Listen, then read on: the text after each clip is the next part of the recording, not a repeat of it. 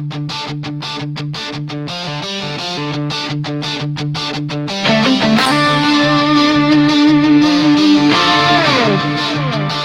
is for the ones who were raised on gasoline dreams, for the lug nuts holding tight to the wild red line scenes, for the families, the drivers, the wrench turning crews, for the chrome, the smoke, and the ones who refuse to lose. Where horsepower meets heart, yeah, that's who we are. We're a culture, we're a brotherhood, we are rolling motor fire. Build not bought, that's the creed written deep in our veins.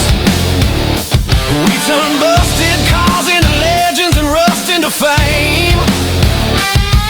From late night garage grind to race day stadium roars, every scar on our knuckles unlocked 1,000 doors. We don't back down, we don't break, we don't fold. Every ride we build tells a story worth gold. This is for the ones who were raised on gasoline trains, for the lug nuts holding tight to the wild red line scenes, for the families, the drivers, the wrench turning crews, for the chrome, the smoke, and the ones who refuse to lose. Where horsepower meets heart, yeah, that's who we are. We're a culture, we're a brotherhood, we are rolling motor fire.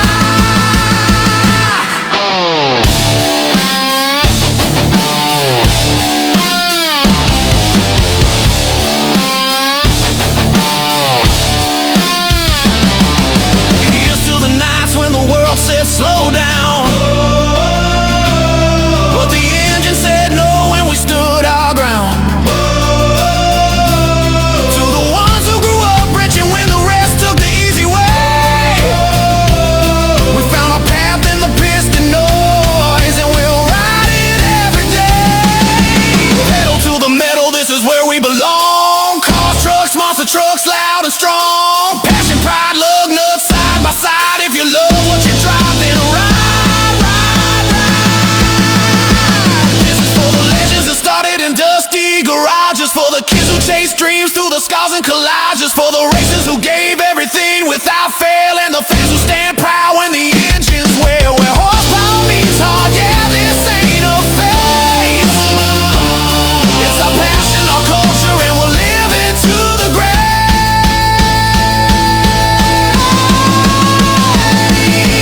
Pedal to the metal, forever in our veins. So look out, we're only getting louder from here. Nothing built strong was ever built out of fear. The road is wide open and the fire won't slow, because this isn't a hobby, this is the only life we know.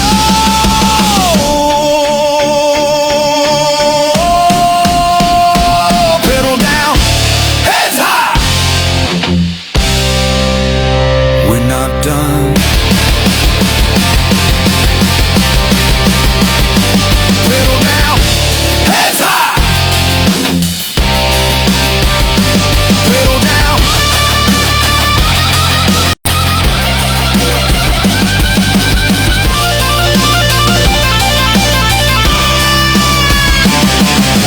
Ladies and gentlemen, start your engines. You're listening to Pedal to the Metal, Motors and Music, the show where horsepower, stories, and great music come together. From beautiful collector classics to fire-breathing race cars to the ground-shaking thunder of monster trucks, this is where the world of motors meets the power of music. So strap in tight, fire up, and grab your favorite cold drink, because a ride is about to begin. And now, here's your host, Roller.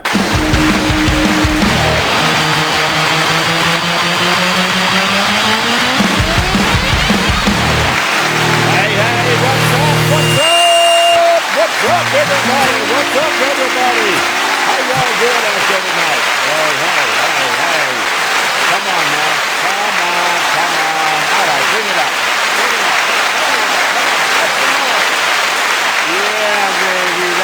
it's all about. The lug nuts are in the house tonight, guys. The lug nuts are in the house, man. Another great episode of Pedal to the Metal, Motors and Music. Let's just bring it down a little bit. Hey, I only got two of my rowdies here tonight. What's up? What's that? Oh, he is in jail, huh? Oh my goodness, that's not good. That's not good. You know, you guys are supposed to keep track of him, right? Okay. Welcome everybody to the show, man. I appreciate you guys tuning in. Got a lot of things going on. A lot of things happened today, man. We just had a busy day, man. The auctions were great. The numbers were great. Hello there, Carter. How are you? You like the new intro? Great, Carter. Thank you very much. I was just getting ready to talk about that. Anyway, auctions were great. Numbers are high on used cars right now, guys. If you're looking for a new car or a used car, man, the prices that these dealers are having to pay right now, I don't understand what's happening, man. But it's going to be tough to get one financed out there. I'll tell you that right now. It's amazing. It really is. It's friggin' amazing out there. You know. Thank you, Debbie. I think you appreciate that. We got a new intro. I'm working on it. I'm not necessarily saying that's the one. I just wanted to get your response so far. I got two positive responses out of it, and we'll play it a little bit later on here in the show. But anyway, just trying to get a new face, new sound right here. You know, just making it happen for you guys. It's always about my lug nuts, man. Tonight we got an awesome show. I mean, an awesome show. We got Jeff the Wildman Cook on tonight, and he is this man has been in the monster truck business forever. I mean, forever. And now he teaches school. He teaches young kids how about mechanics and stuff in a mechanics class, you know. And it's just amazing. He also devotes his time to the International Monster Truck Hall of Fame. And man, he's driven like trucks, Shotgun Harry. Excuse me, I had a list and I left it upstairs, and that's my fault, and I do apologize.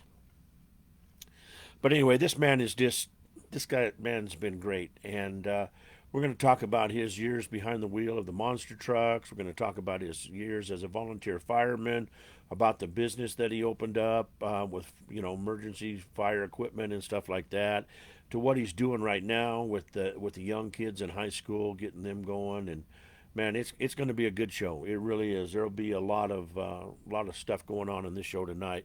And also, if you guys haven't noticed the post that I put up a little bit earlier tonight or today, I had a gentleman call me, and this man listened to the show for the first time last week. Him and his wife, and his name is Robert Haas. And Robert lives down in Florida, and Robert has a big collection of monster trucks. You've probably seen the pictures of the monster trucks. He's got Jeeps, he's got trucks, he's got a Cadillac that's a monster truck. He just loves what he does, man. And this man has fought everything from heart problems to now he's battling some prostate cancer and just all kinds of other things. But anyway, he got on the microphone or the microphone. He got on the phone today and called me, and he said, Roller, I'm really, really looking forward to being on your show. And I said, well, that's great, man. I said, I remember you from last week and stuff, and we're going to have you on for sure. And he started telling me about everything that he has, and he's a big mud racer. He's into the mud racing too and stuff like that, which was always a part of the shows during the summertime and stuff at the events and stuff. And then we had some indoor mud pits and stuff like that, but they just weren't they weren't as good as the outdoor ones because these trucks got to really breathe and run fast and hard out there. But anyway, we're going to do a special show in April with him because he's putting on a big monster truck show. Hello there, buddy. How are you? Mr. Sean Green. Anyway, and he's going to have B.J. Johnson there, Kevin King there, Lindsay's going to be there, and I'm trying to twist Lindsay's arm, and she sent me a text. She answered my post here a minute ago, and I can't read it because if I do, it shuts everything off, so I'll have to read it after the show. But I want to try to do something that involves their new motorhome and the kids and stuff, and that's about all I'm going to tell you, okay? We're going to let the cat out of the bag in case it's a there's a message on there that says no, we can't do it. So anyway, I look forward to doing that and stuff. But we're gonna we're gonna talk to these drivers live at his show down there. I believe it's in Florida, someplace.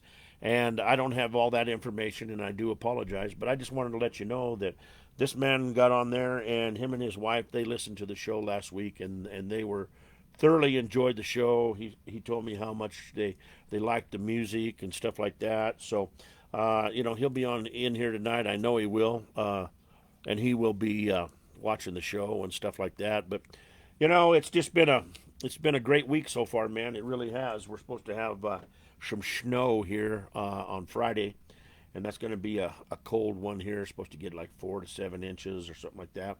But we need the moisture. We need the moisture. So anyway, tonight's Jeff Cook.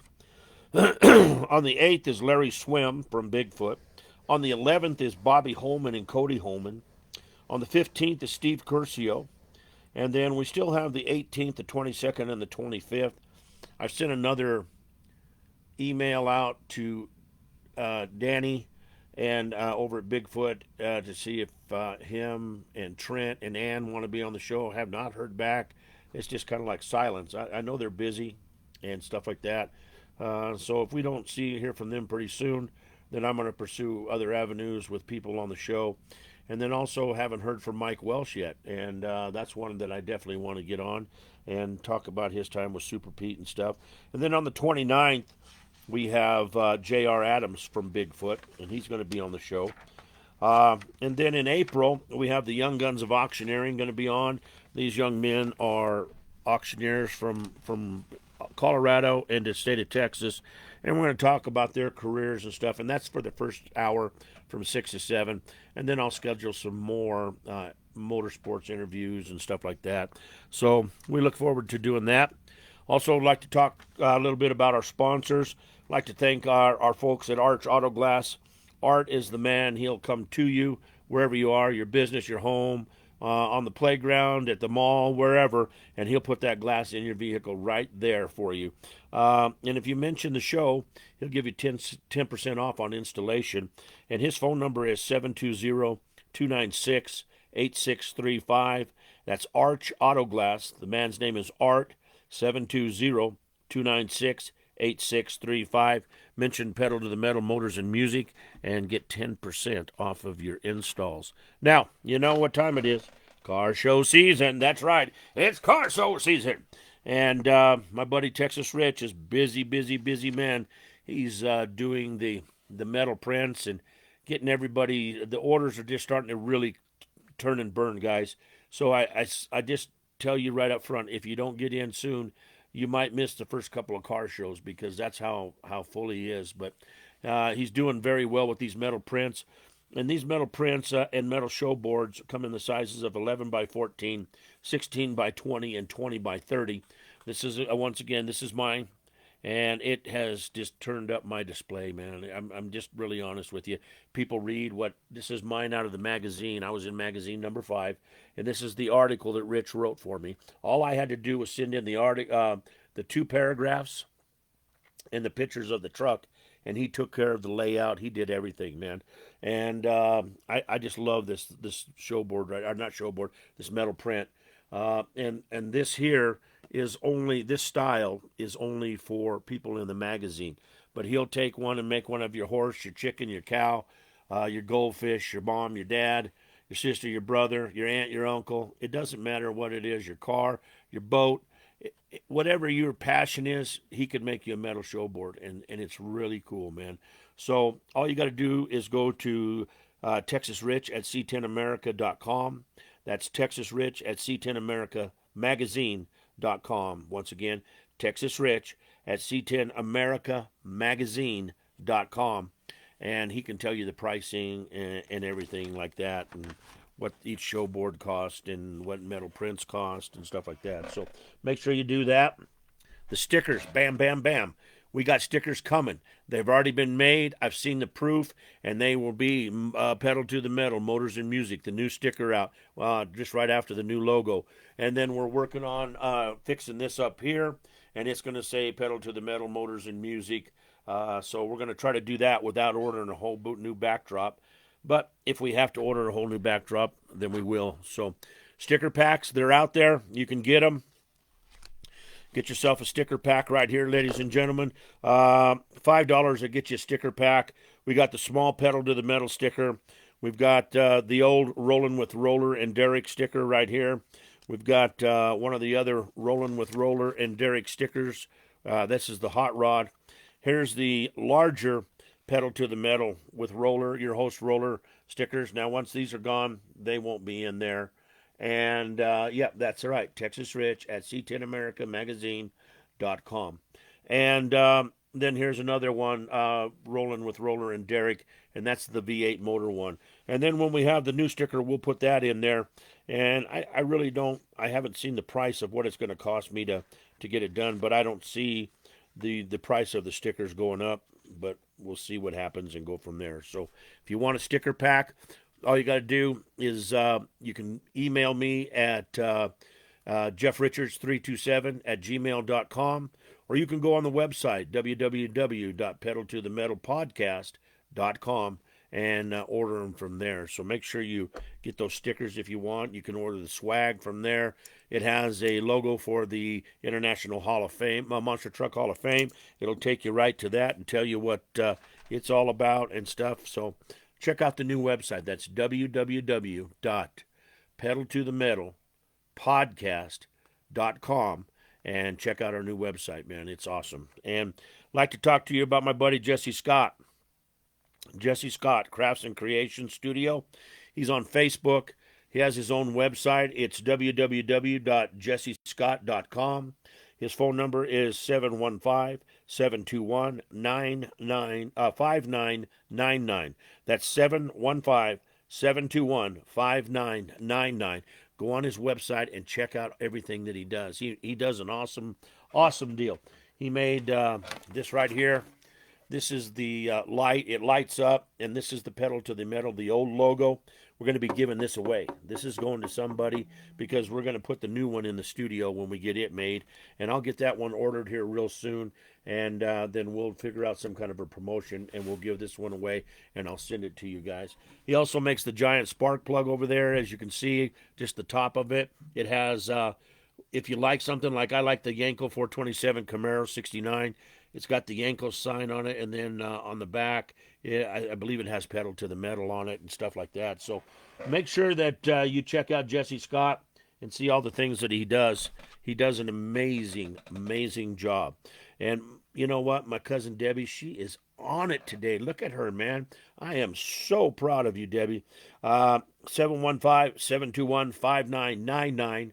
And that'll get you right to Jesse Scott, or go to www.jessescott.com for more information. Like I told you, April's filling up fast, and we're looking forward to April. But it's time to play some music. It's time. So, you know, like I said, I haven't had a lot of time to make anything. So we're going to go ahead and play a couple of them that I did.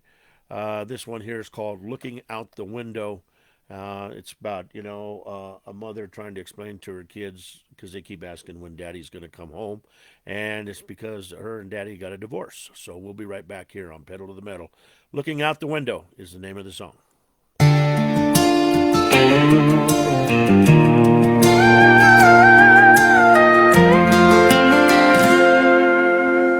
Morning light through the kitchen blinds, cereal bowls and a busy time. School bus rolls down Maple Street, little shoes by the front door feet. They ask again like they always do, Mama, when is Daddy coming through? She turns away so they cannot see the tears she hides quietly. Still draw pictures of the three of them, stick figure smiles and crayon pen.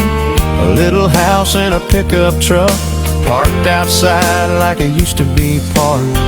Little hands pressed against the glass, watching every car that passes past, every engine down the road, Makes them run to the window and hope they're looking out the window, waiting for you, thinking maybe tonight you'll come through.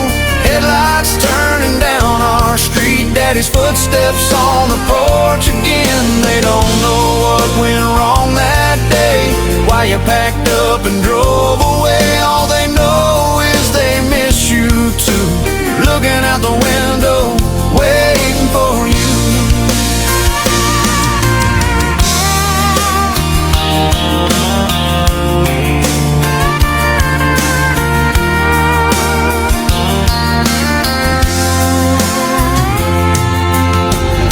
Coffee cup still on the shelf, your hat's still hanging by itself. Mama says sometimes things change, but that don't make it feel okay. Little voices down the hall still say your name through it all, and every night before they sleep they ask if tomorrow you'll come see. They don't know about grown-up pain or promises that couldn't stay. They just know the man they love used to tuck him in at night, and somewhere deep inside their hearts they still believe you might. So they're looking out the window, waiting for you every evening when the sky turns blue, hoping they'll see that old truck roll back into the driveway slow. They don't know why things aren't the same, why you don't come back again. All they know is they miss you too, looking out the window, waiting for you.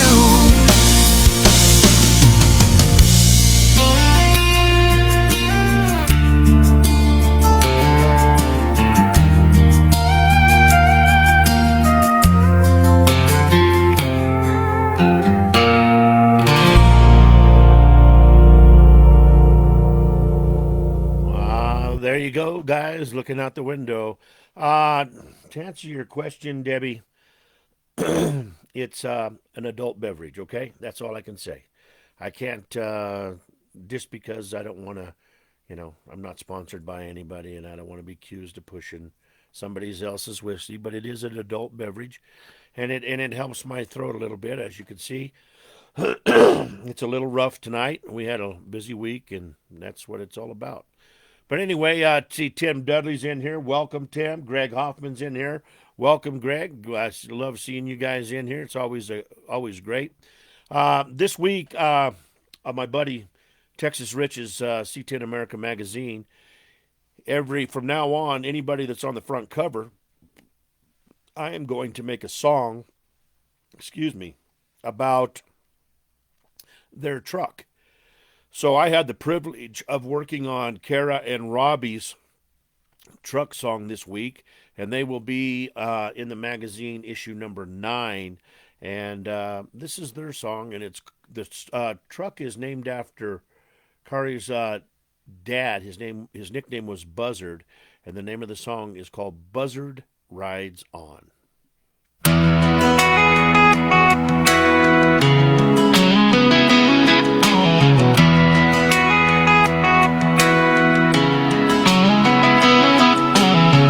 Carrie grew up in Snowville town, where hand-me-down dreams get handed down. Her daddy ran Chevy 69 to 72, kept them alive like they were brand new. Body man working at Harvey Chevrolet, trade and barter just to make a way. They call him Buzzard far and wide, and little Buzzard stood by his side.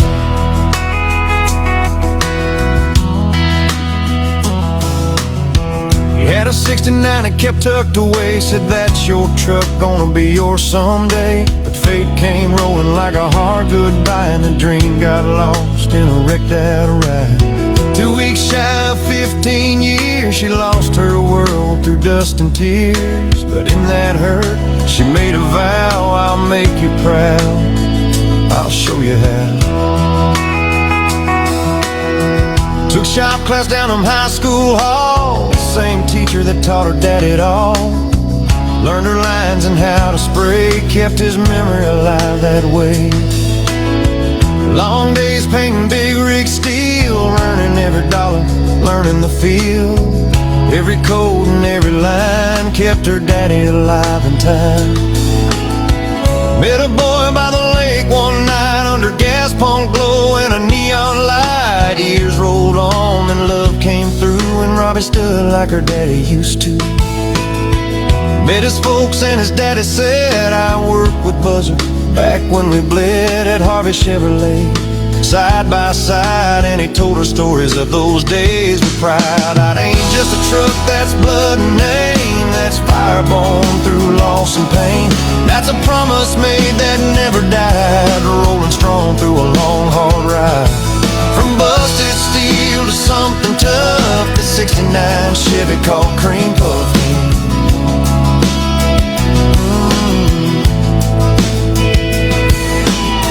After they married, he told her straight, one day I'll build it, just you wait. But life came fast with kids and bills, and dreams got parked behind life's hills. Still he held that promise tight through every day and every night. Then one long run through rain and mud would bring that dream back through the flood. 12-hour haul through storm and rain, flooded roads in a world of pain. Found that truck barely hanging on, duct tape faith just to limp along. She broke down crying, said this ain't right, but they made a call that very night. The trailer don't leave empty today, so they hauled that broken dream away. Morning light told the truth out loud, the truck was rough, too far gone now. Robbie laughed through the rust and stuff, said man, she's nothing but a cream puff.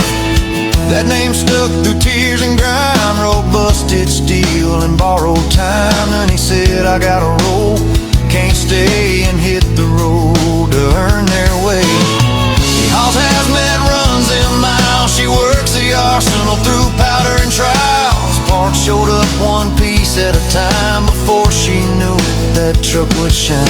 A CZ6 hard with power inside, 700 R4 pushing that ride. Riddler wheel sitting just right, vintage air keeping it cool inside.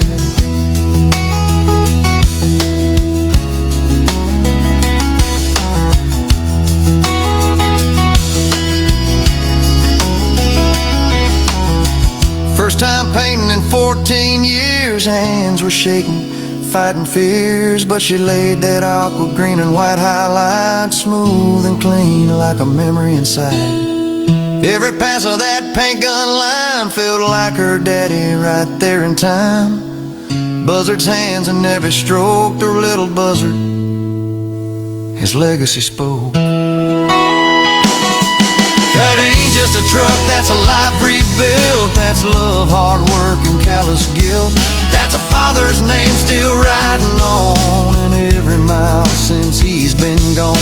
On the glove box door, Buzzard rides, a memory she keeps alive inside. From storm and rust to polished stuff, that 69 Chevy Cream Puff.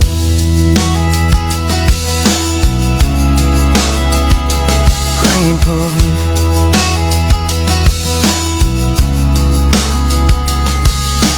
2 years gone now, she shines so proud, trophies stacking, drawing crowds, offers rolling. But she won't budge, and the truck ain't for sale, not even a nudge. Sits in a shop that she calls her own, built from a dream her daddy had sown. Now Buzzard's dreams on the cover of C10 America magazine, right where it belongs, like it was always seen.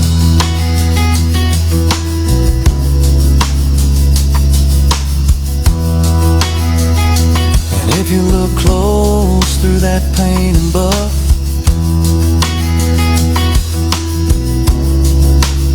you'll see Buzzard riding in Cream Puff.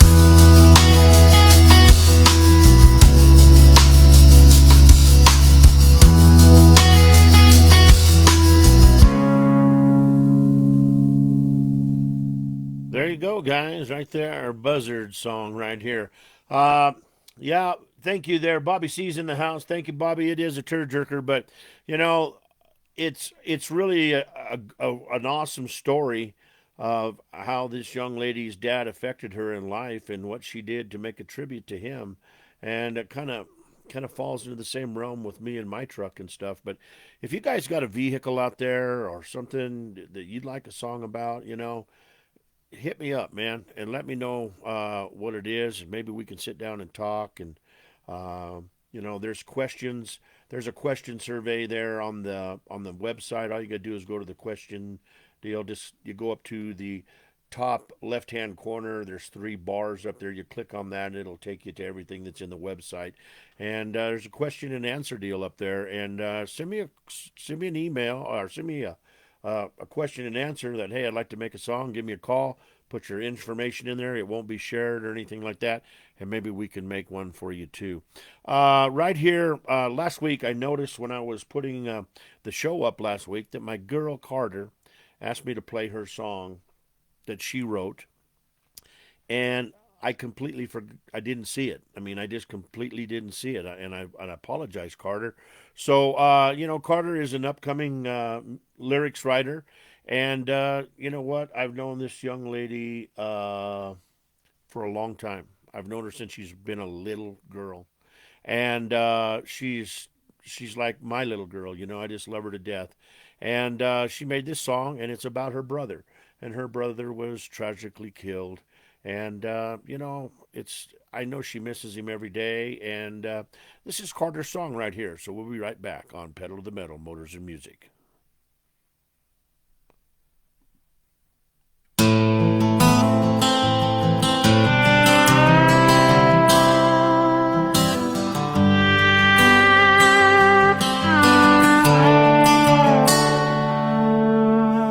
Friday night, small town glow, neon buzz and the radio low. That's not Carter's song. I don't know. Let's see here. Hold on, Carter. I apologize. Let's do this. This is Carter's song.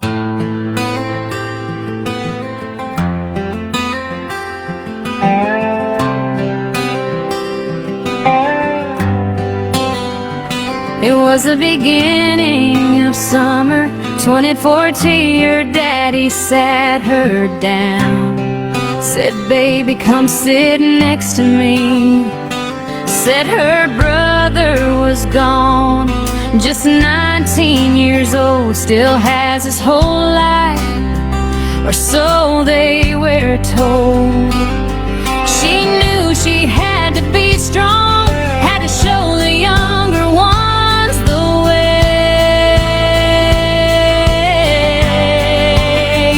So tell me, why do the good ones go first, Lord, when they got so much left to say? So tell me, why do the good ones go first, Lord, when they got so much left to say?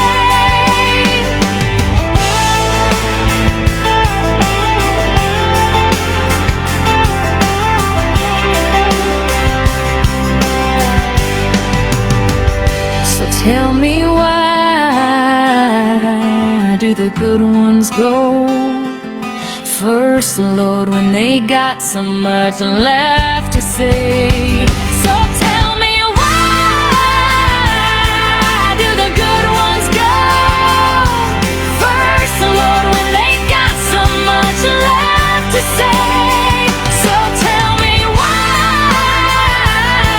do the good ones go first, Lord, when they got so much left to say?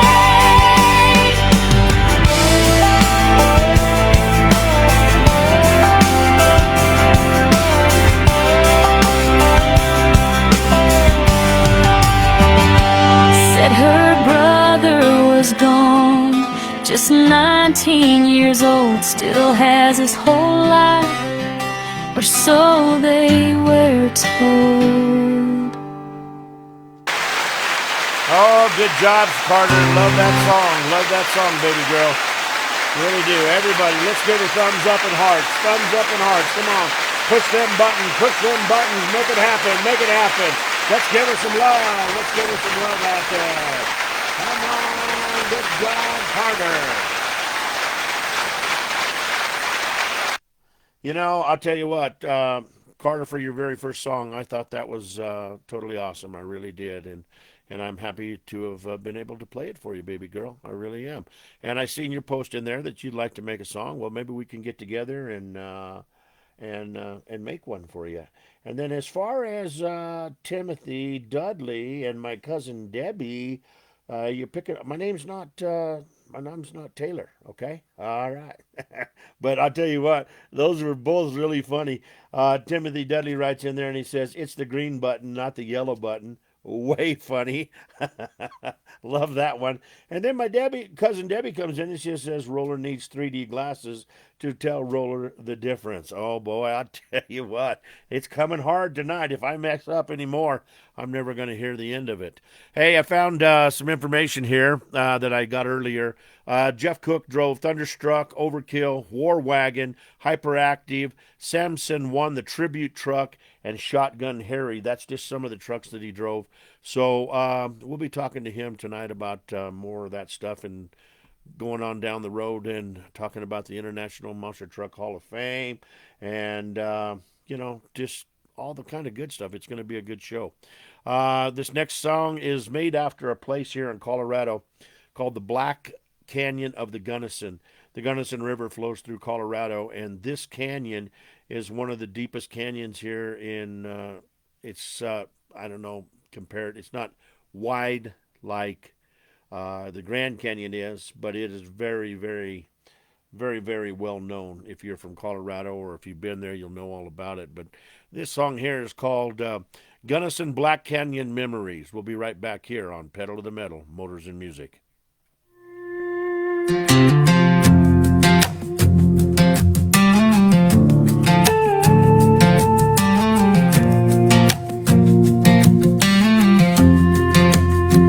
Load up that old truck before the sun came up. Mama packed a cooler, Daddy filled it up. Poles in the back and a 10 roll tight. Headed west where the canyon cuts the light. Gravel roads and a radio song.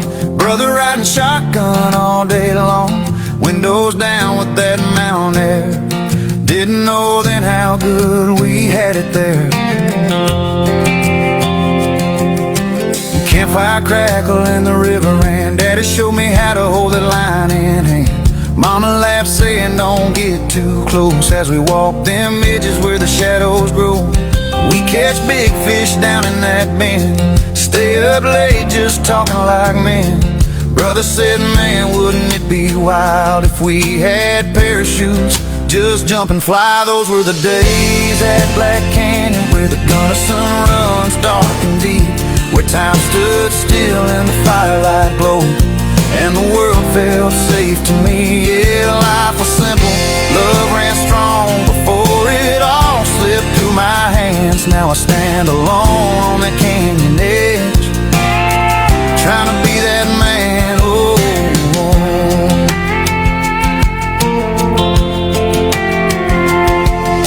now mama's gone and daddy too. Brother never made it back from overseas duty. Got that call that changes everything, leaves a silence no words can bring.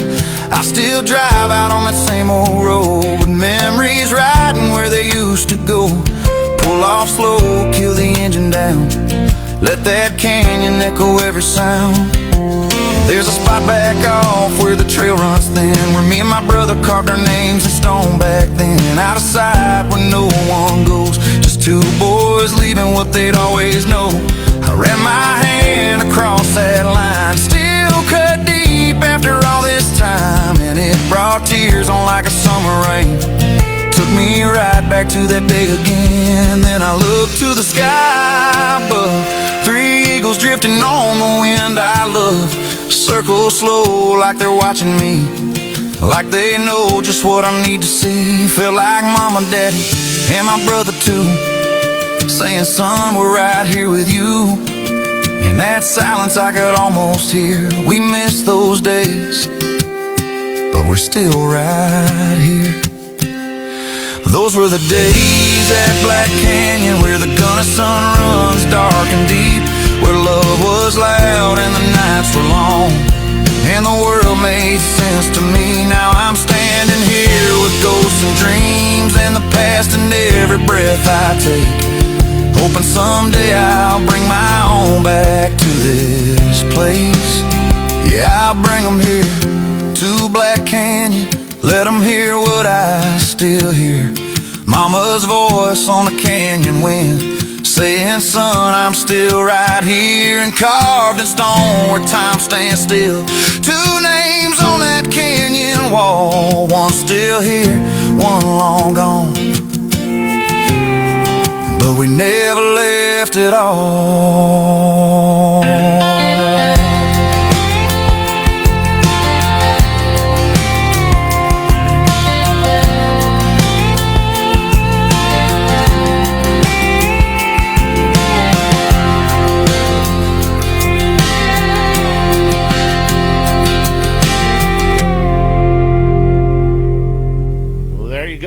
Black Kevin Minery side here.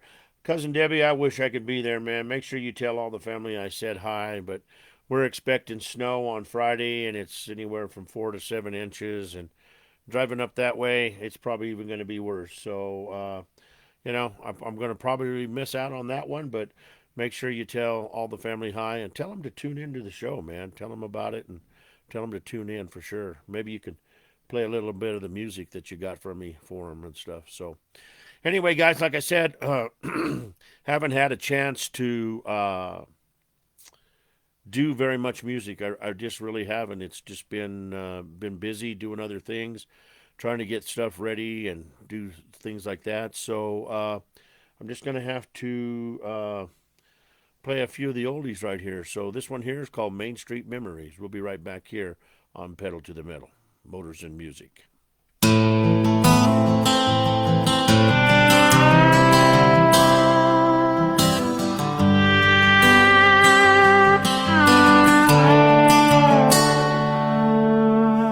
Friday night, small town glow, neon buzz and the radio low. Pulled up slow by the old car wash, just me and the boys letting time get lost. Shined up chrome on the parking lot lights, laughing loud, yeah, we on those nights. Picked up friends, piled in tight, windows down in the summer night. We didn't know it then, but man, we had it all. Every mile we drove, we were standing tall.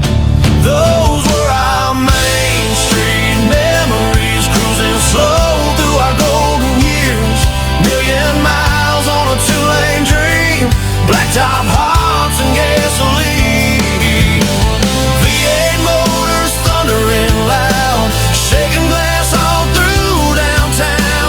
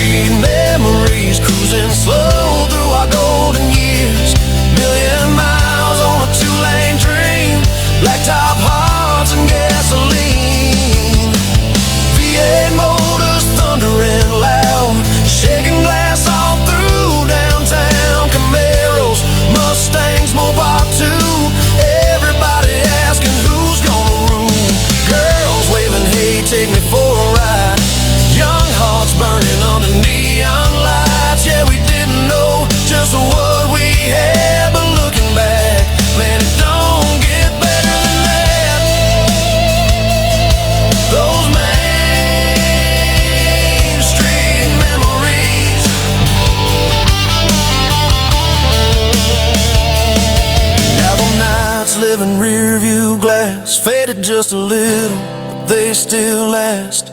Every laugh, every turn, every street light glow, still riding shotgun in my soul. Yeah, those Main Street memories still running wild inside of me.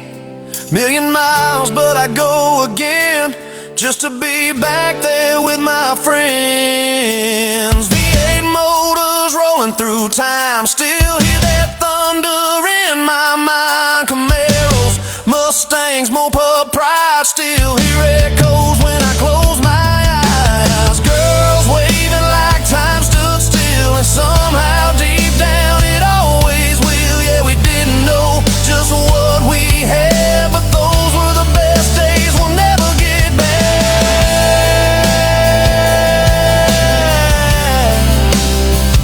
Those Main Street memories.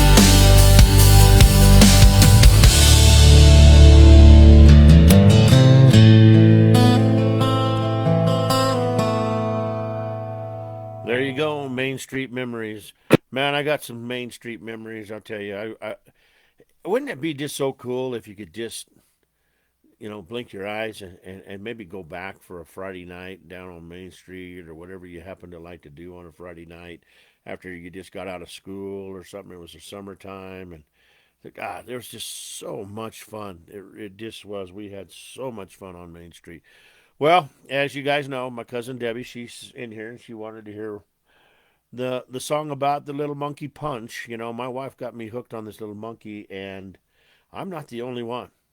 I am not the only one. There are people all over this world that are obsessed with what this little monkey is doing and how he was treated by his mom. And I kind of found out the behind-the-scenes story of it. I guess his mom was real young, and she didn't know what to do, had no idea how to take care of a little baby or anything like that. So she just was mean to him. I mean, real mean. And he just didn't have anybody. And all the other monkeys started being mean to him and stuff. But these two young boys that work at the zoo or wherever he's at, they found this, or they went someplace. Everybody says it's from IKEA, but I have no idea. I can't say that for sure.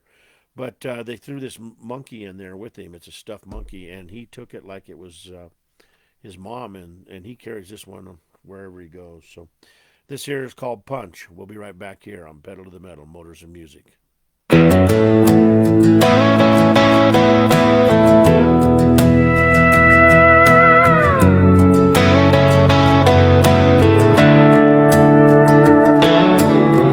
Little monkey named Punch in a big wide world.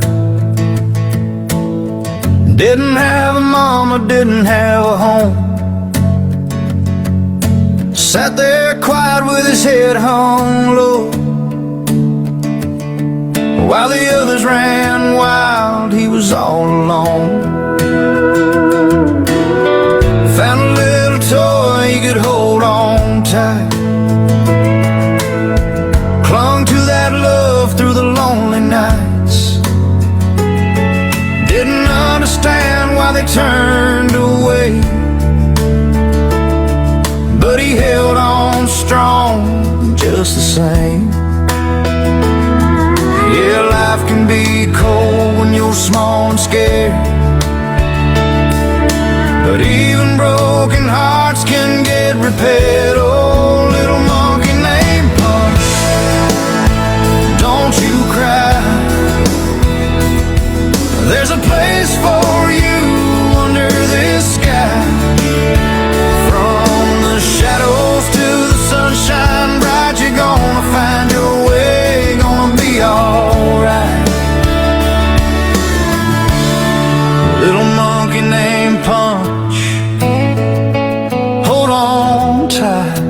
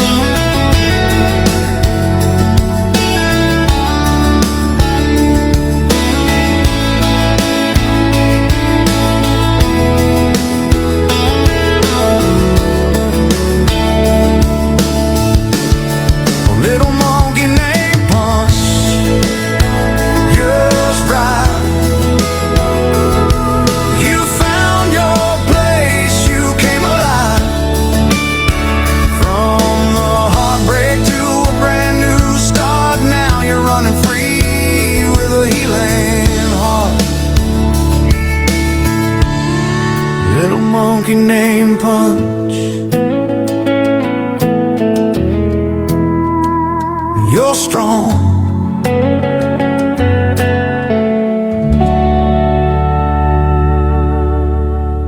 There you go. Little monkey named Punch right there.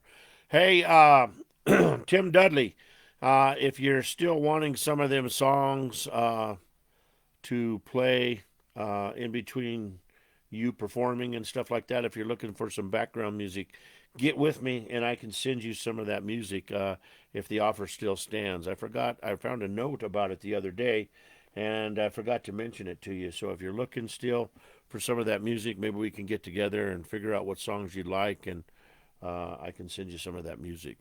All right, this next song up here is called My Dad's Old Six String. We'll be right back here on Pedal to the Metal, Motors and Music.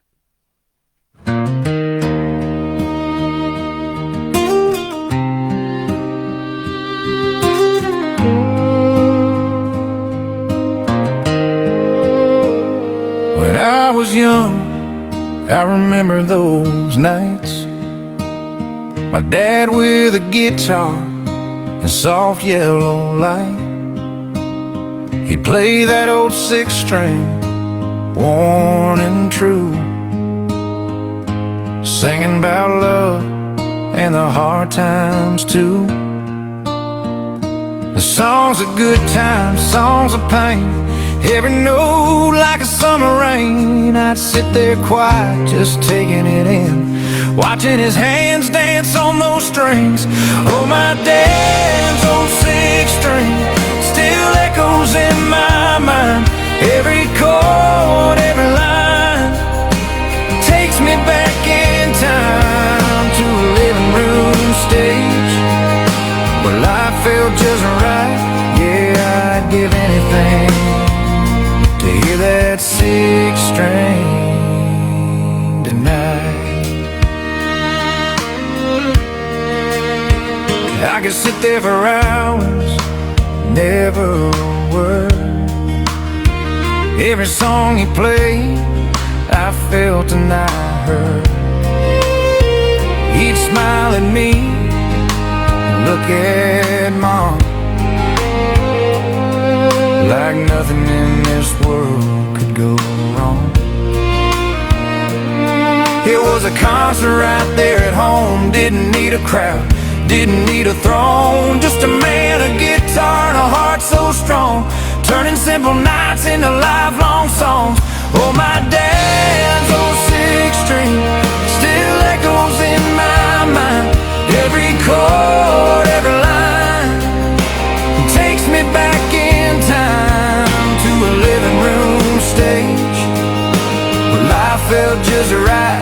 Yeah, I'd give anything to hear that six string tonight.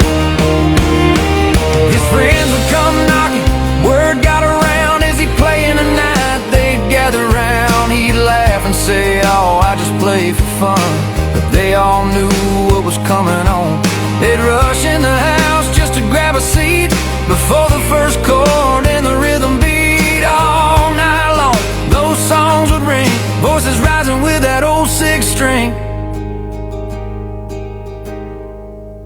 Now that old guitar just sits on its stand. No one to play it, no steady hand. The room's still quiet where the music used to be, but those songs still live inside of me. Oh, my dad's old six string still echoes in my mind. Every chord, every line, like a piece of time in a house full of love, under soft porch lights. Yeah, I would give anything to hear my daddy play that six string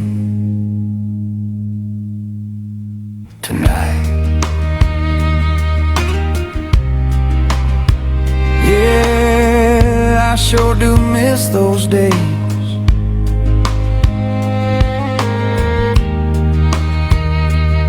And my daddy's sitting there playing his old six string.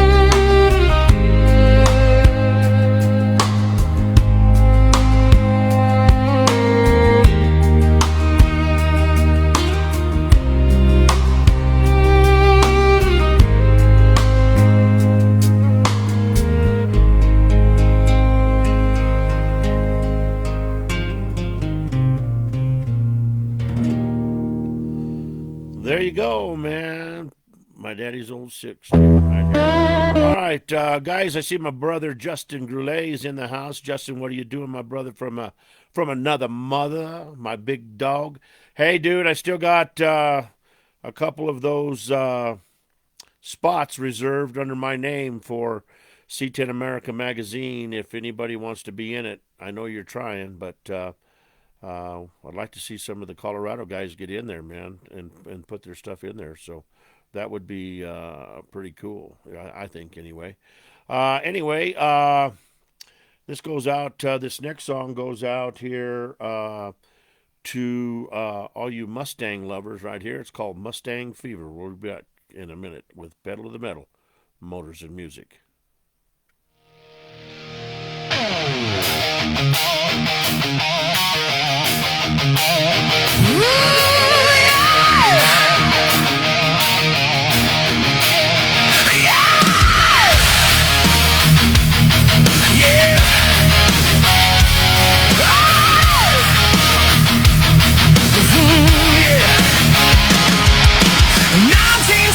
The streets caught fire. A brand new legend born from rubber and wire. Low stand shadow with a fighter's grin. Turn the key once, hear the storm begin. Long hood lightning, short back frame, every stoplight screaming out its name. It wasn't built just to roll, it was made to run. Detroit muscle loaded in a smoking gun. Feel that vibration climbing up your spine. Green light drops, now it's go time. Mustang fever burning in my blood. Hear those horses kicking up the dust and mud. Foot to the floor, let the wild run free. Every mile screaming who I wanna be. Cold flashing like a midnight dream. Nothing alive feels this extreme. Mustang fever, yeah, it's owning me. Yeah, it's owning me.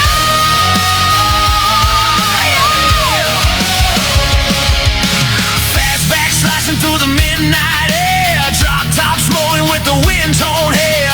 Four on the floor grabbing gears like a fight. Engines howling just to taste that night. From drag strip launches to canyon bands. Push you too hard, do it all again. Checkered flags, the broken rules. Either way you're riding with the rebels and fools. Hands tight shaking on a leather wheel. This is more than drive, it's how freedom feels. Mustang fever burning in my blood. Hear those horses kicking up the dust and mud. Foot to the floor, let the wild run free. Every mile screaming who I wanna be. Crow flashing like a midnight dream. Nothing alive feels this extreme. Mustang fever, yeah, it's all that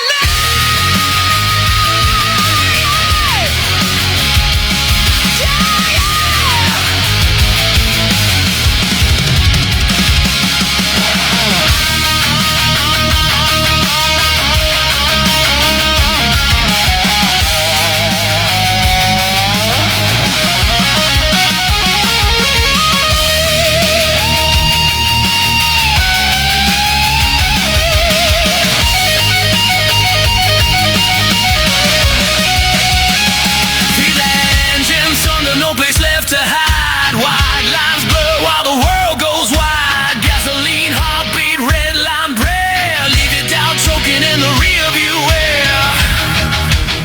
Some are born to follow, some are born to lead. Some are awkward men for speed.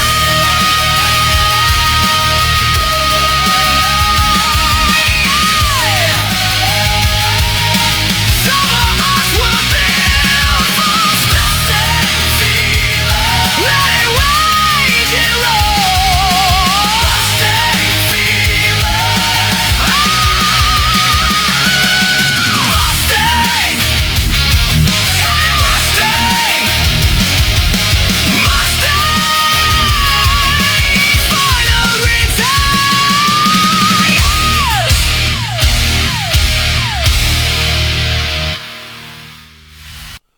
There you go, Mustang Fever right here. Well, since my brother Justin has just come into the group tonight, I haven't played one of the songs off of Black Tie Soul in quite a while, so let's just go ahead and play Roxanne the Lady Devastator for my bro Justin right here. Here it is, Roxanne the Lady Devastator on Pedal to the Metal, Motors and Music.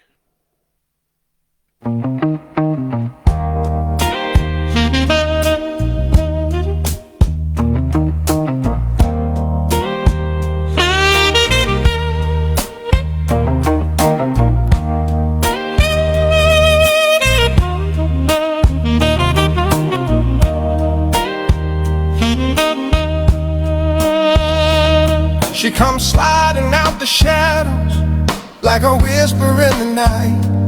Lipstick red and tear glowing underneath that devastator white.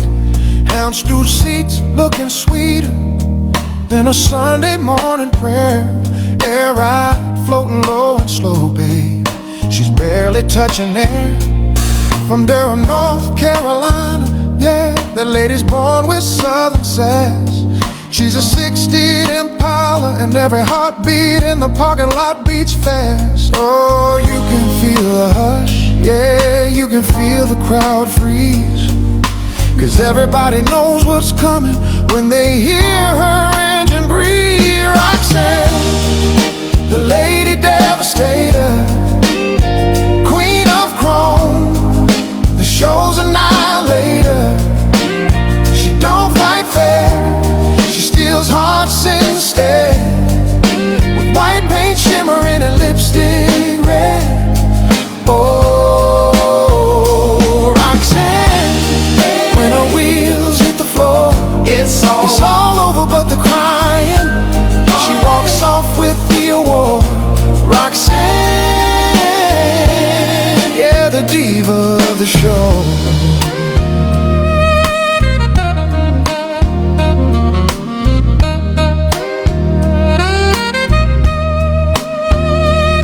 Original to the bone, ain't a single faded dream. Billet wheels keep on smiling with those red line tires gleam. Got a 283 V8 singing like a choir from above. Power glide shifting smooth like she's making love. C5 brakes on her shoulders, but she never breaks a sweat. Every eye locks in her presence. It's a moment they won't forget. 'Cause when she eases through that gate, yeah, the others lose their crown. One look, one breath, one heartbeat, and the judges lay the pencils down. Roxanne, the Lady Devastator, Queen of Chrome, the show's annihilator. She don't fight fair, she steals hearts instead, with white paint shimmering and lipstick red. Oh, Roxanne, when her wheels hit the floor, it's all over but the crying. She walks off with the award. Roxanne, yeah, the diva of the show. She just stays steel and chrome. She's history, fire and pride. She's the dream that keeps on driving with every mile she glides. And when that sun hits her body, Lord, the angels harmonize. 'Cause they know even in heaven ain't a car this fine. Roxanne, the Lady Devastator. She's a heartbreaker, a soul shaker, no imitator. Every man,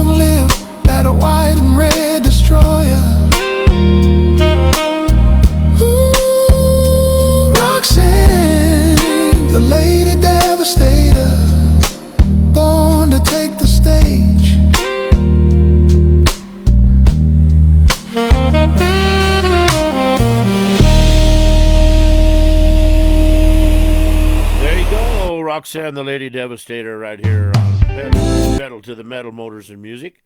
Let's see here. It is 6:54 p.m. We got time to play a couple more here. Let's see here. We haven't heard this one in a long time. This song here is off the Black Tie Soul CD. And this is after my grandpa's 1960 Corvette. And this is called Honduras Red Under a Velvet Moon.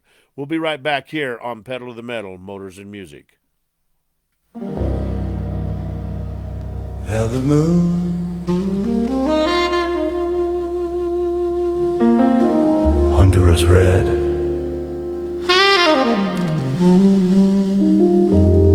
a lady glides tonight.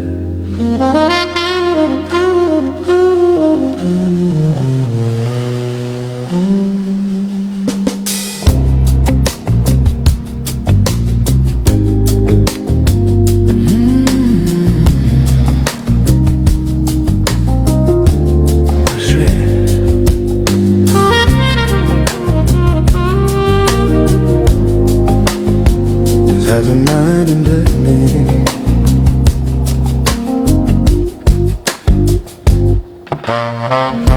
she is a 1960 Corvette. This lady glides into the room, turning heads, shining in the ballroom, chrome gleaming under soft ballroom lights, diamonds on her feet, rolling through the night. Tuxedo black inside, seats for two. Knockoff wheels with white walls shining through. Styling removable hardtop, hidden luxuries. She's a dream come alive in bright stainless gleam. Seats for two under that velvet moon. She's warm inside and a cool mystery too. Honduras red under a velvet moon. She's the only lady tonight for me.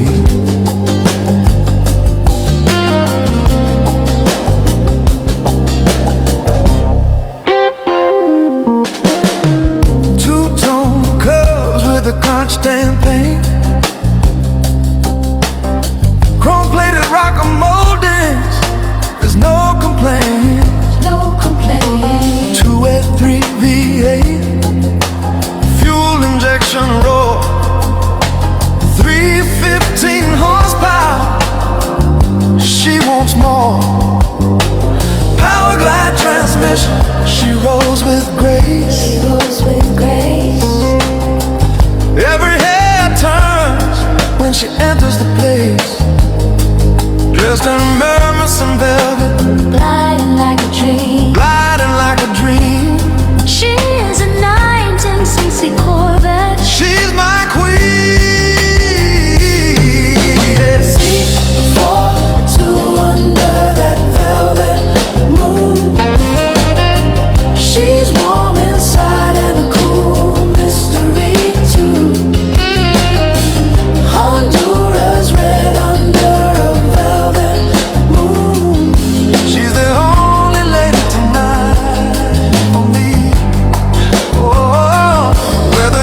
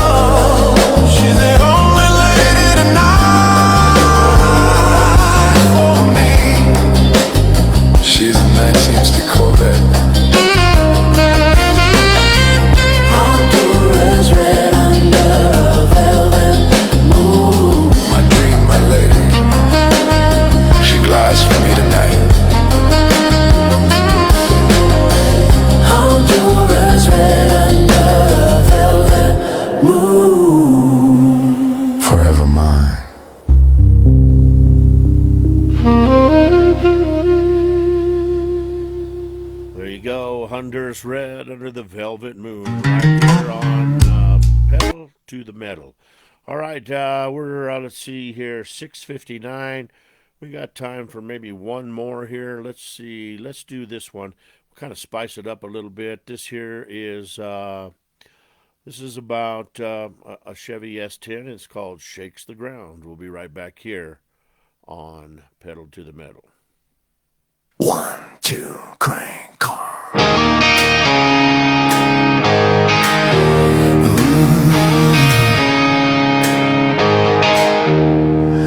Chrome jaw set in the daylight glare. White stance mean like it don't play fair. Paint so deep it bends the sun.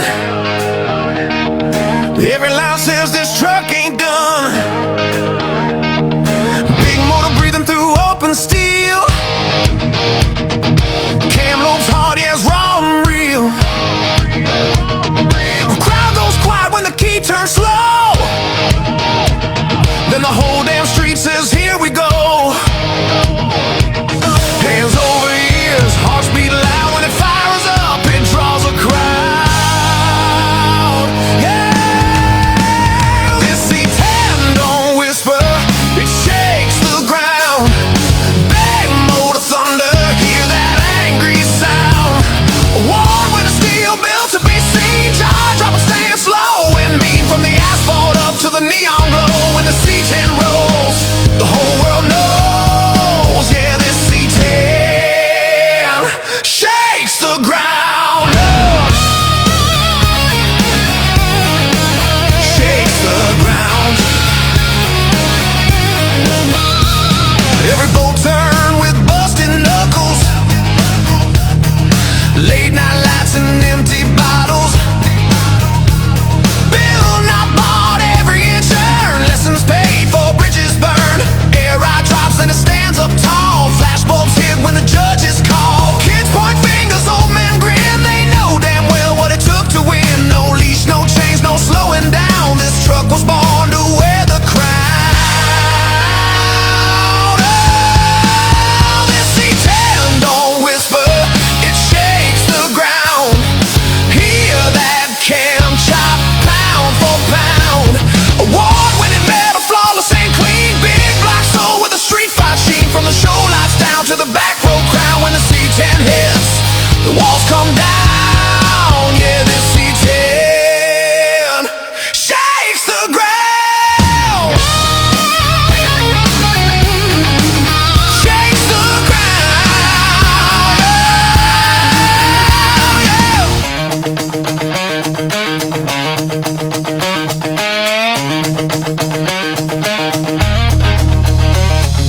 Back road, blacktop, midnight run.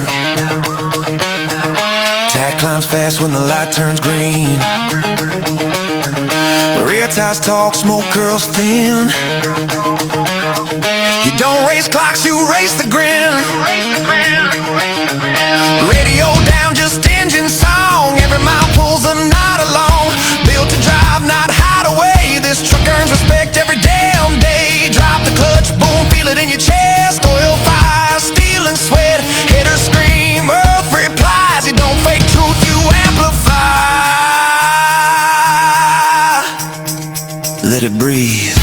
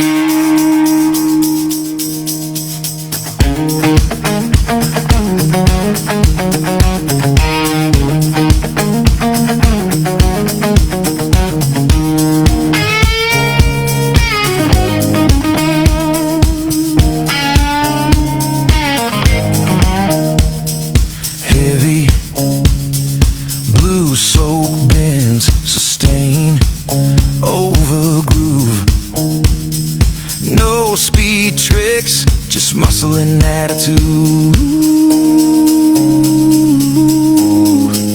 Turn it up. time. This C-Town don't whisper, it shakes the ground. Hear that big motor tear the silence down. Built, not bought, every star learned. Bumper the smoke, every bridge earned. From the asphalt scars to the neon crown. When the C-10 rolls, the earth bows down, yeah.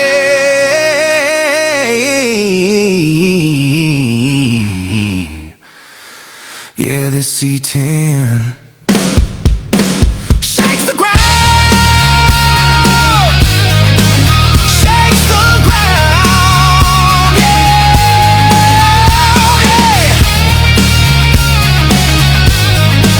shakes the ground. Kill the motor, crowd still roars. That's what a real C-10's built for. There you go. That's right. Make it happen for you right here on a Wednesday night here on Pedal to the Metal, Motors and Music. This next song up right here is called Patina Is Not a Color, It's History. We'll be right back here on Pedal to the Metal, Motors and Music.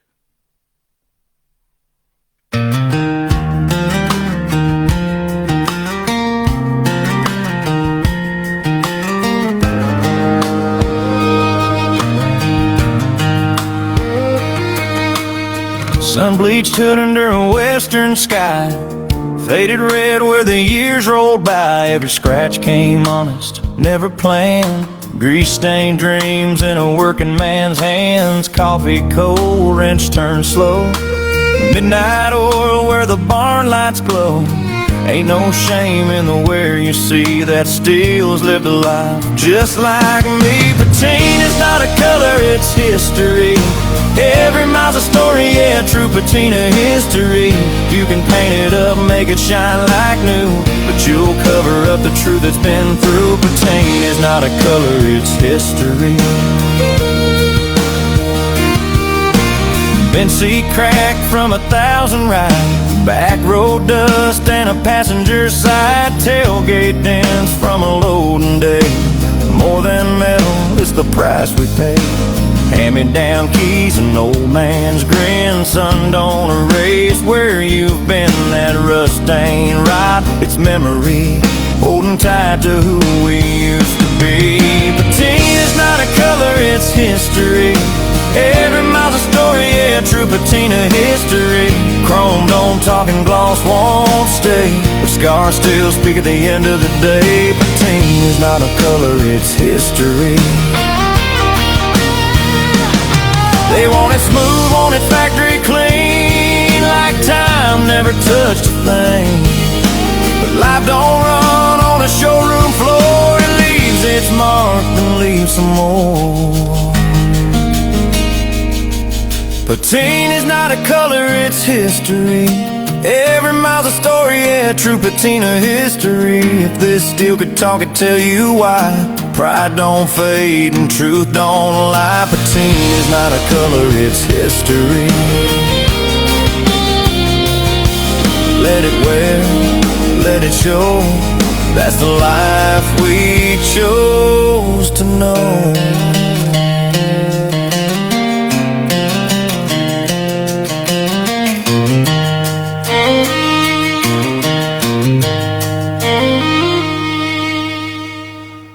There you go. Patina is not a color, it's history. Well, guys, we're getting ready to start the second half of the show, and I want to start it off with the new intro. I've had a couple of people commented on it, so tell me what you think right here. This is the new intro for Pedal to the Metal. We'll be right back with the second half of the show, talking to Mr. Jeff Wildman Cook. Ladies and gentlemen, start your engines. You're listening to Pedal to the Metal, Motors and Music, the show where horsepower, stories, and great music come together. From beautiful collector classics to fire-breathing race cars to the ground-shaking thunder of monster trucks, this is where the world of motors meets the power of music. So strap in tight, fire up!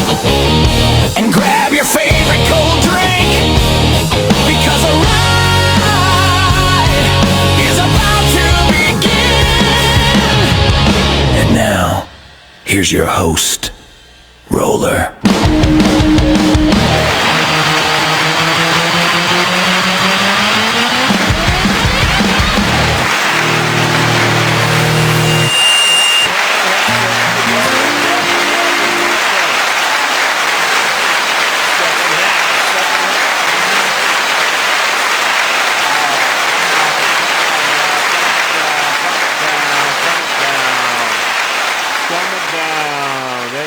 Calm it down. How's your mother? Tell her hi for me.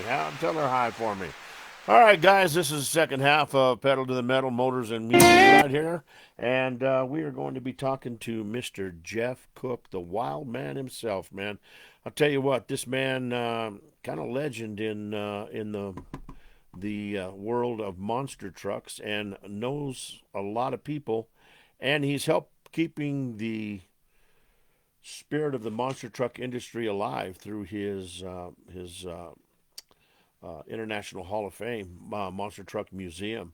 He just, I think he first entered. Let's see here. I think it was in 1991, crewing for Kurt Dabney in his truck, and boy, not after long after that, he took the seat and he got in. So let's just give him a call. I'm sure he'll be ready here. Let's see here.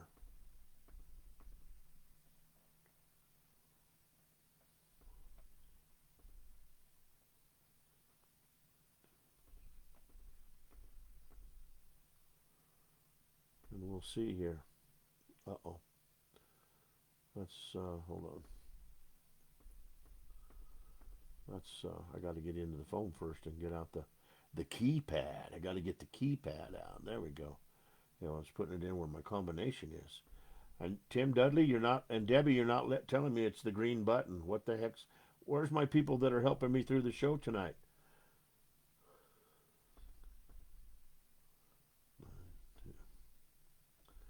Let's see if he's going to answer here. Well, we got dial tone. That's all I know. Hello, Sam Ditto. Hey, Lou's Lumberyard, Lou speaking. Yeah, I need 27 2x4s, some 16 penny nails, and I need them delivered in 20 minutes. Can you do that? Sure can. What's up, my buddy? How you doing, man? Oh, just resting and, had a long day, started early and just relaxing here tonight. Ready to visit with you and tell some good stories, hopefully. Oh, dude, I tell you what, I'm ready for that. Was it a pleasant day with the children in the neighborhood? Yeah, it wasn't too bad. We had this morning's class. I only had 4 kids out of normally I got 13, but they had some fog delays and stuff, so ended up I didn't have a full class. Kind of nice because you only got 4 kids. You can spend the time a lot more one-on-one with them, instead of kind of giving them a little instruction and running to another one. So right. It worked out good. So yeah. What was your lesson of the day today, Jeff? Well, so we're working on all kinds of projects, but I'm teaching auto body repair and painting. So of course I've kind of we're doing a little bit more custom stuff than what we're probably supposed to do, but that's my background, so I have a hard time getting excited about just normal collision repairs. So I tend to have the kids doing a little bit more custom type paint work and stuff. But we got some pretty cool projects. We're just working on the kids' cars. When I took over the program this year, I kind of shut down the bringing in customer cars because a lot of people were just kind of using that as a free labor that, they could get kids to work on their cars. And everybody calls and says, oh, I got the perfect learning project for your kids. Well, right. It really isn't. So most of the kids have their own cars or trucks, and most of the time they're pretty rough because, a lot of the families don't have money to put their kids in a brand new vehicle. So we're fixing a lot of rusted up stuff that some of it probably shouldn't be fixed, but the kids are learning, and and I think they're a lot more excited to work on their own stuff than somebody else's vehicles. So it's been interesting. It's been fun. Well, that's good, man. That's good. It's awesome when you can teach something that you had a passion for your whole life, and maybe teach somebody and bring that passion on into their world, isn't it? Yeah, it's pretty cool. I mean, it's definitely a new adventure for me. I never would have guessed that I would be doing something like this, but sometimes one thing leads to another, and you don't always know where the good Lord's going to put you, and I'm here for some odd reason. So, Yeah, you know, he's put you through some stuff, my friend. yeah, I've had some interesting things through the years, and you just never know what the next adventure is going to be, and you just keep plugging along, and you get up in the morning and put your boots on and keep moving. That's So, exactly right. That's exactly right. Well, I tell you what, we can get started off. I guess we might as well start off at Blue Ox Monster Trucks in here. Jeff Wildman Cook, the legend, awesome, saying hi. So oh, cool. there you go. Anyway, I guess we could start off from the beginning when Okay, you and we can go from there. So, well, about okay. '91, correct, something like that, with Kurt Dabney as a crew member. Yeah, so of course my dad, I grew up in a body paint shop, we worked on cars, and kind of funny, Scott Hess, which you guys all know, Hercules and Barefoot, Yep. his brother was about my age in school. Scott was a few years older, and I think it was in like either 89 or 90. Kirk Dabney was actually living up here in Auburn and was renting a shop space off of Scott and was working on the big Durliner Giant in Scott's shop. Right. And, Scott and them, they all had kind of their own group of guys that helped, and they really didn't want any more help. They kind of had a group that was, there was about 8 or 10 of them, and they were pretty much to capacity. And so I always kind of watched what they did, always wanted to go up and help, but just, it wasn't a good opportunity to be able to go help. And it was funny because Troy, his brother, Troy called my dad one day and said, "Hey, we got some big wheels. I got a guy here named Kirk, got some big wheels he needs painted, and they're like, he just needs them painted white." Said, "What would you charge?" And of course, back then when we did a pickup truck, white spoke wheel for a pickup truck, we used to get about 25 or 35 bucks a wheel to sand it and paint it. So he Uh huh. said, "Oh, you're probably looking at 25, somewhere around 25, 35 bucks a wheel." And, I'll send him out right away. So here comes Kirk Dabney rolling into our parking lot with these four, tear tires with these big wheels that are about the size of a 55-gallon drum, and my dad about had a conniption. He's like, "No, I can't paint those for, 25 bucks a piece." And of course, Kirk Dabney's pretty ornery. Kirk knew that he wasn't going to get them that cheap, but he kind of razzed my dad a little bit and went back and forth. So, of course, I was a monster truck fan and a junkie, and I kind of pulled my dad aside and I said, "Man, we ought to." Said, "I'll do all the labor for free. I'll clock out and do all the sand and everything for free, and that way we can get them painted." But I said, "I think we need to hit him up and see if we can get Cook's Body Shop on the truck somewhere, because I think that'd be a pretty cool deal for Oh yeah. our shop." And so Dad was like, "Yeah, I think you might be right." And Dad thought monster trucks were kind of going to be a big fad. We went to the Indy Jamboree in '84. My dad always had scouts and four-wheel drives, and we had a local four-wheel drive club here in the late '70s, early '80s, Uh huh. and Dad was in it, and we used to do a lot of different things in the winter. The club would help get nurses and doctors to the hospital in the snowstorms, and they would do all kinds of charity things around. And we had different events and things. A lot of fun growing up, with these guys with their trucks. And Right. so I was always a truck fan. Well, we went down to Indy Jamboree in '84. and got to look at all these monster trucks. I remember my dad saying, "Oh, this is just a fad. This can't last," you know. Right. And of course, look at it today. You Oh know, it just man. kept on growing. But so that was kind of our start with Kirk Dabney. So then Kirk hit my dad up about when he started building the Blue Giant, which was pretty much all the leftover parts from Scott Hess's Barefoot after he destroyed it and tore it all up, and Scott was getting out of the business. And Kirk said, "Man, I really like that blue, your Barefoot race truck, and I want a truck just like it, but it's got to be a Ford." And so it was kind of cool. We took a Bigfoot cab.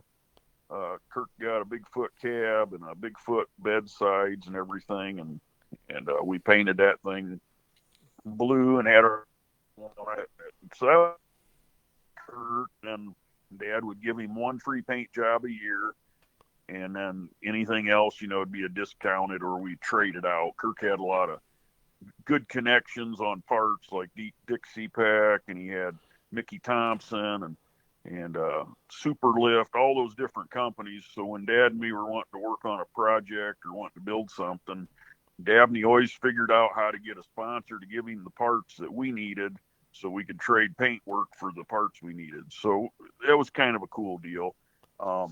So then, trying to think, that was probably 89 or 90.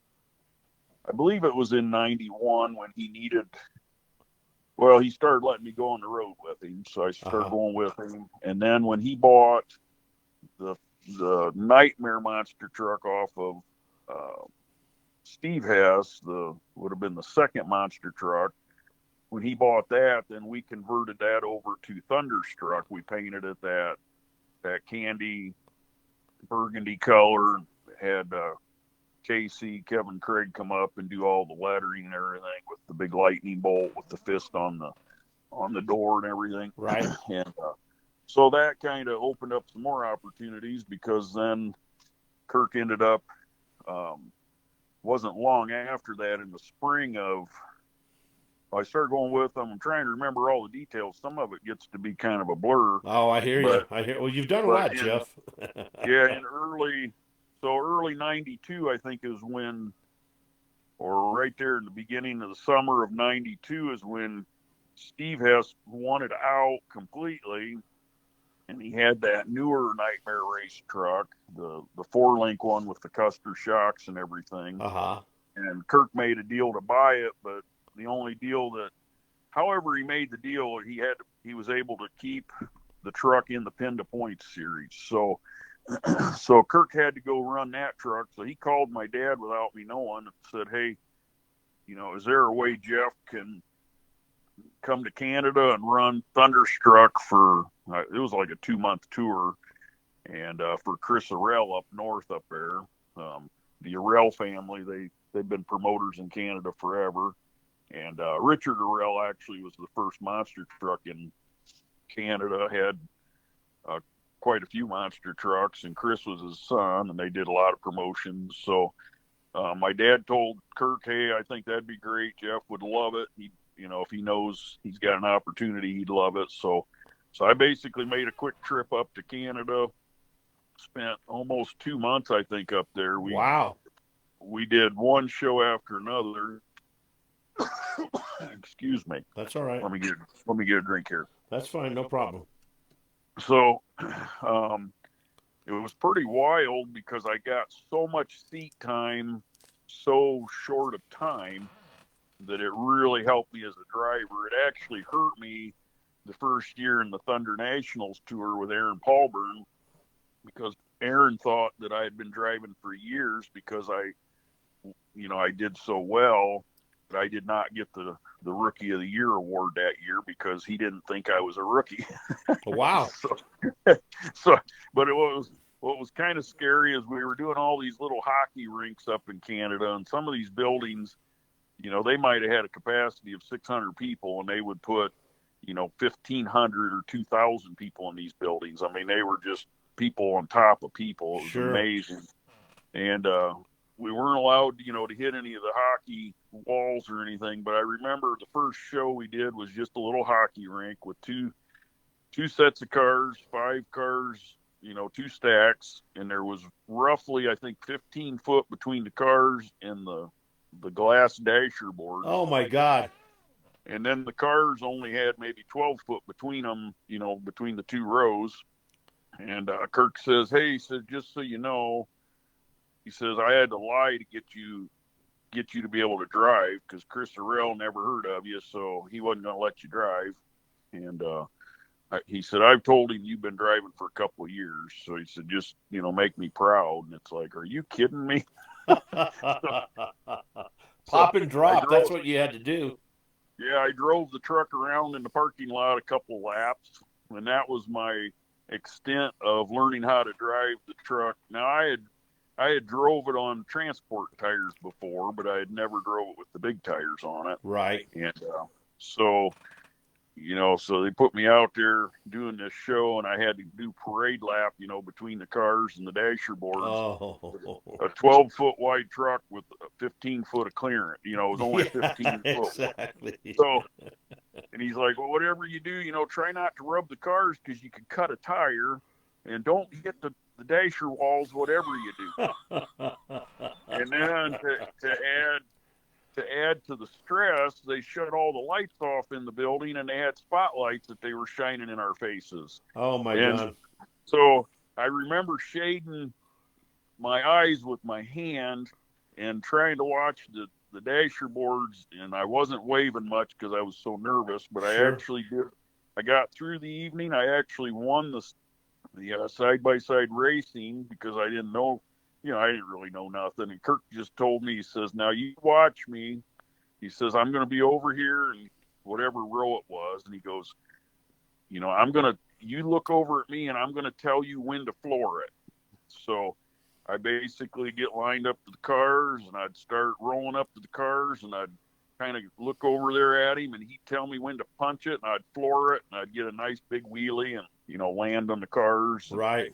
And so I kind of learned the timing a little bit from that, because, in a monster truck, in a pickup truck like that, I learned real quick that, I didn't hang out the door like some of the early guys did, because Yeah. that was really hard on your ribs and stuff. Oh yeah. But I remember when the cars disappeared from the hood, or when as you were rolling up to the cars, you could see them. And as soon as you couldn't see that first car over the hood, that's when you would floor it. And it'd give you a nice big wheelie, and your front tires would land in about the third or fourth car. And as long as you stayed in the throttle, you could just right through them. And so I was actually to be the first truck out pretty much that whole couple of months, because I was they called me the track groomer. So I was the track groomer. So I learned real quick how to hit the cars square too, because that's one thing that when we used to do cars with no ramps and things, boy, if you hit a car wrong and you screwed up that lane, you would not hear the end of it from any of the other drivers. Guaranteed. They would all be mad at you, because you're making them twist in the air, and you're making them, launch crooked and everything. So I learned a lot on how to read cars. I learned a lot of stuff that most guys never got an opportunity to learn, because, most new drivers, might get to do one show a month or something. And here we were doing them, almost every night. We were making anywhere from a 50 to a couple 100-mile jump every night or every other day. And we would do another show in another little town. So I keep wishing someday I'm going to find that old schedule. I know I have it somewhere, but I'd love to find that old schedule just to relive where all I went, because I don't really remember most of it. It was like a big blur. Well, that's the truth, man. Now, what did they do? Did they have ice down at the time, or was it the ice was gone out and then they put dirt in? They would. Yeah, most of the time they would just take either the ice, scrape it, take it off, turn the coolers off, or occasionally they would cover the ice with like plywood sheets. Yeah. But they never, these were events where they didn't want to spend a lot of money, so they would not put dirt or anything in. So I never seen a dirt ramp until, about a year into driving, and then the first show I went to that had a dirt ramp, I was so scared. I didn't know what to do. And everybody's like, why are you scared? I go, because I don't know what that's going to do. That's going to probably launch me into space. And they're like, no, you're going to feel like you're just driving down the highway. You're not going to have any clue that you even went over the cars because the ramps made things so much, more controllable. Right. And so that was kind of wild. But so I ran with Kirk. Yeah, it was the whole summer of '92. And I'm trying to think right there at the, let me think here. It was right at the end of '92 when Marty Garza gave me a call. And I had never met Marty personally. I'd always looked up to him and never, Right. but never, really had met him. Now I had met Jerry Richmond, and at the time Jerry was running one of Marty's. Well, so Jerry was running the old Overkill truck, and Marty was running the new Maximum Overkill that he'd got done. And actually had talked Steve Hess into even driving it a little bit for some of those Pinda shows when Steve sold Nightmare to Kirk. Excuse me. Sorry, I got a bug in my throat tonight. Don't worry about it, man. I get the same thing, so don't worry about it. So Marty calls me and he says, hey, he said, I need a driver to run up to Bangor, Maine for Chris Arell. And he says, Chris really likes you. He goes, he knows you. You've done enough shows for him. And he goes, would you be interested in taking Overkill #1 up there and doing a little show? And I said, well, yeah, that sounds kind of cool, So they were basically testing me. Jerry thought that I would be good in the truck. So Jerry had told Marty, he said, hey, I think Jeff would be perfect for us, And so hauled the truck up there. This was in like November. I think it was in November or early December. It was a real late, fall show.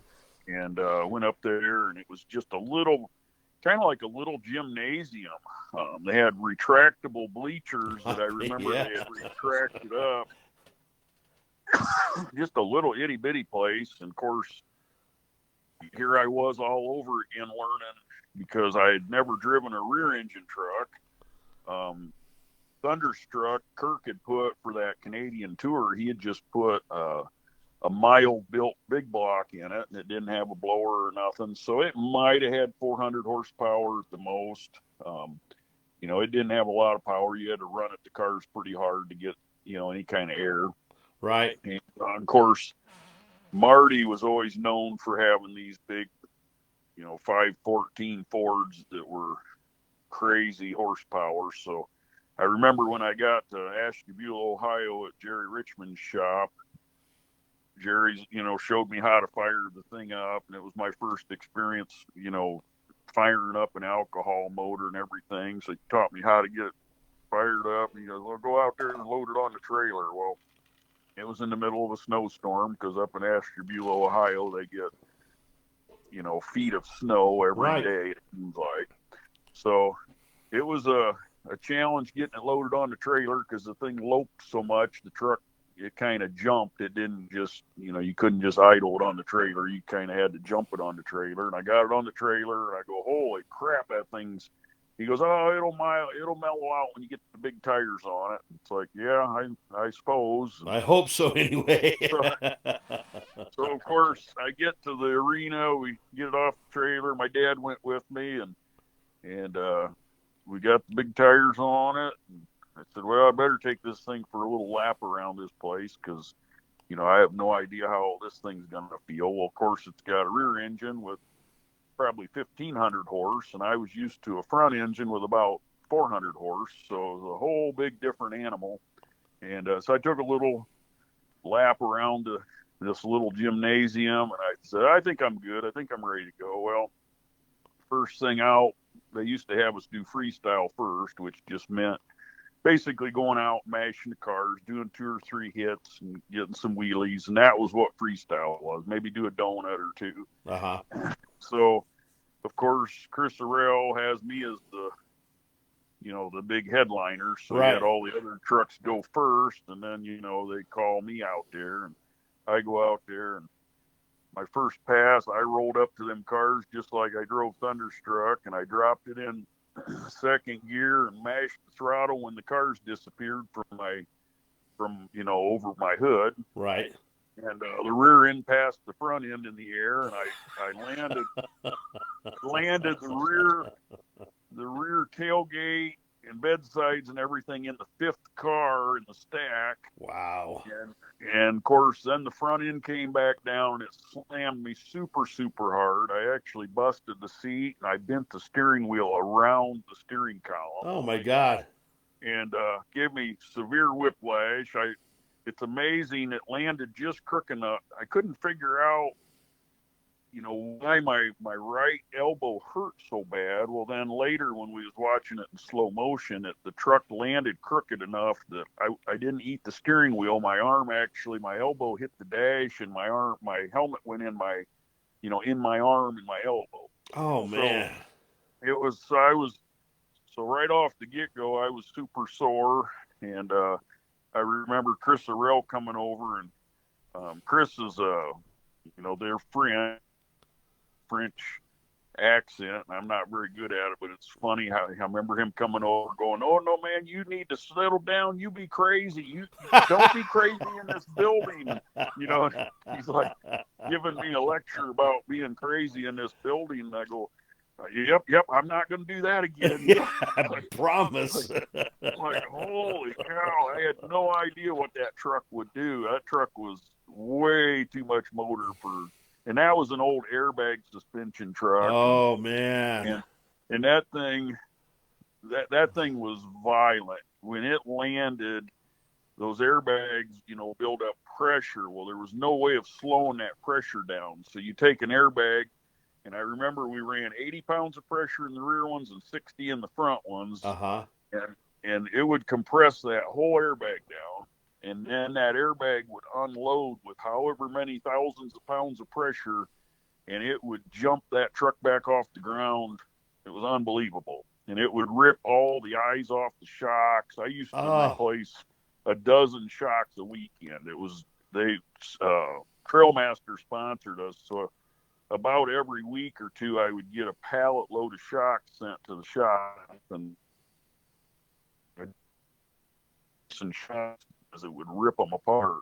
Oh man, that's so we got home from that show up in Bangor, Maine, and Marty was all happy because I won everything. Marty was very competitive. He wanted to make sure that we won everything, and we were the crowd favorite.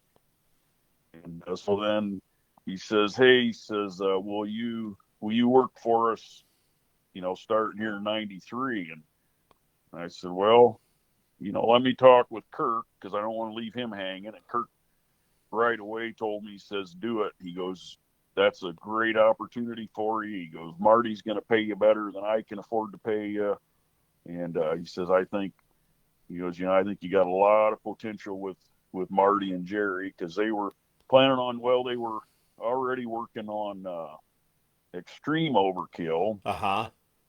So I started driving the overkill truck there in beginning of 93, and then it ended up, I was supposed to get, when extreme was finished, they were going to graduate me into maximum. So I was going to be running maximum, and Jerry was going to run extreme. And then, of course, in April of 93 is when they had a bad fire in Jerry's shop and basically lost everything. And so once all that burned down, that's kind of how War Wagon come about, because I was one of Aaron's boys, Aaron Paulburn, who ran the Thunder Nationals tour. Uh-huh. Aaron and Becky, they kind of made me one of their boys. I kind of like Charlie Pauken and Bill Weaver Jr., Willie, us three were all pretty much about the same age. And so we were kind of the young guns on the tour, and they always called us their boys, And so once Overkill got burned up, I was supposed to be up in Erie, Pennsylvania the week or 2 weeks after the fire. And actually, I would have had the truck at my shop, but I'm trying to remember, for some reason I had dropped it off at Jerry's shop for some reason. I think he wanted to go through the motor or something. There was some reason he wanted it back at the shop, so I dropped it off because we had a couple weeks off, and then I was supposed to pick it up and go to Erie, and then of course the fire happened and it burned up. If it would have been in my shop, I would have probably still been running overkill for Right, many years. and War Wagon would have never come about. So, Jeff, Yeah. what was the cause of the fire? So it was really just kind of dumb luck. They were working on maximum. They were in a big hurry. They had a trouble light hanging in the chassis, Uh-huh.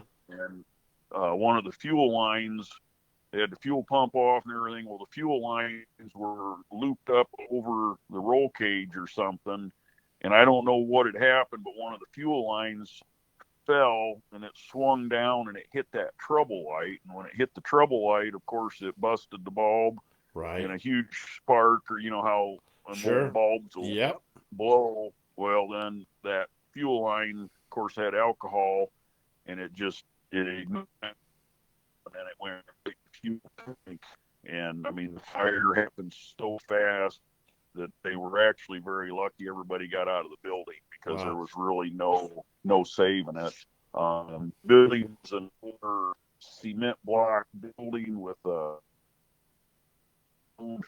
kind of like round trusses with like a rounded wooden with shingled roof on it, and it was a multi-building, so it was like several buildings all connected with the same roof with cement block walls between, and all the haulers set in the building next to it. Uh-huh. And the fire spread across that tar covered roof Yep. so fast that witnesses, well, when they all got out of the shop, and they said you couldn't have ran fast enough. You couldn't have ran fast enough to outrun the fire as it went across the roof.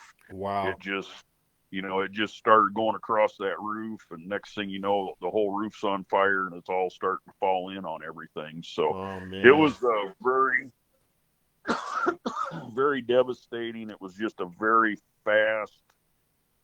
There was just not a way of really saving it. Right.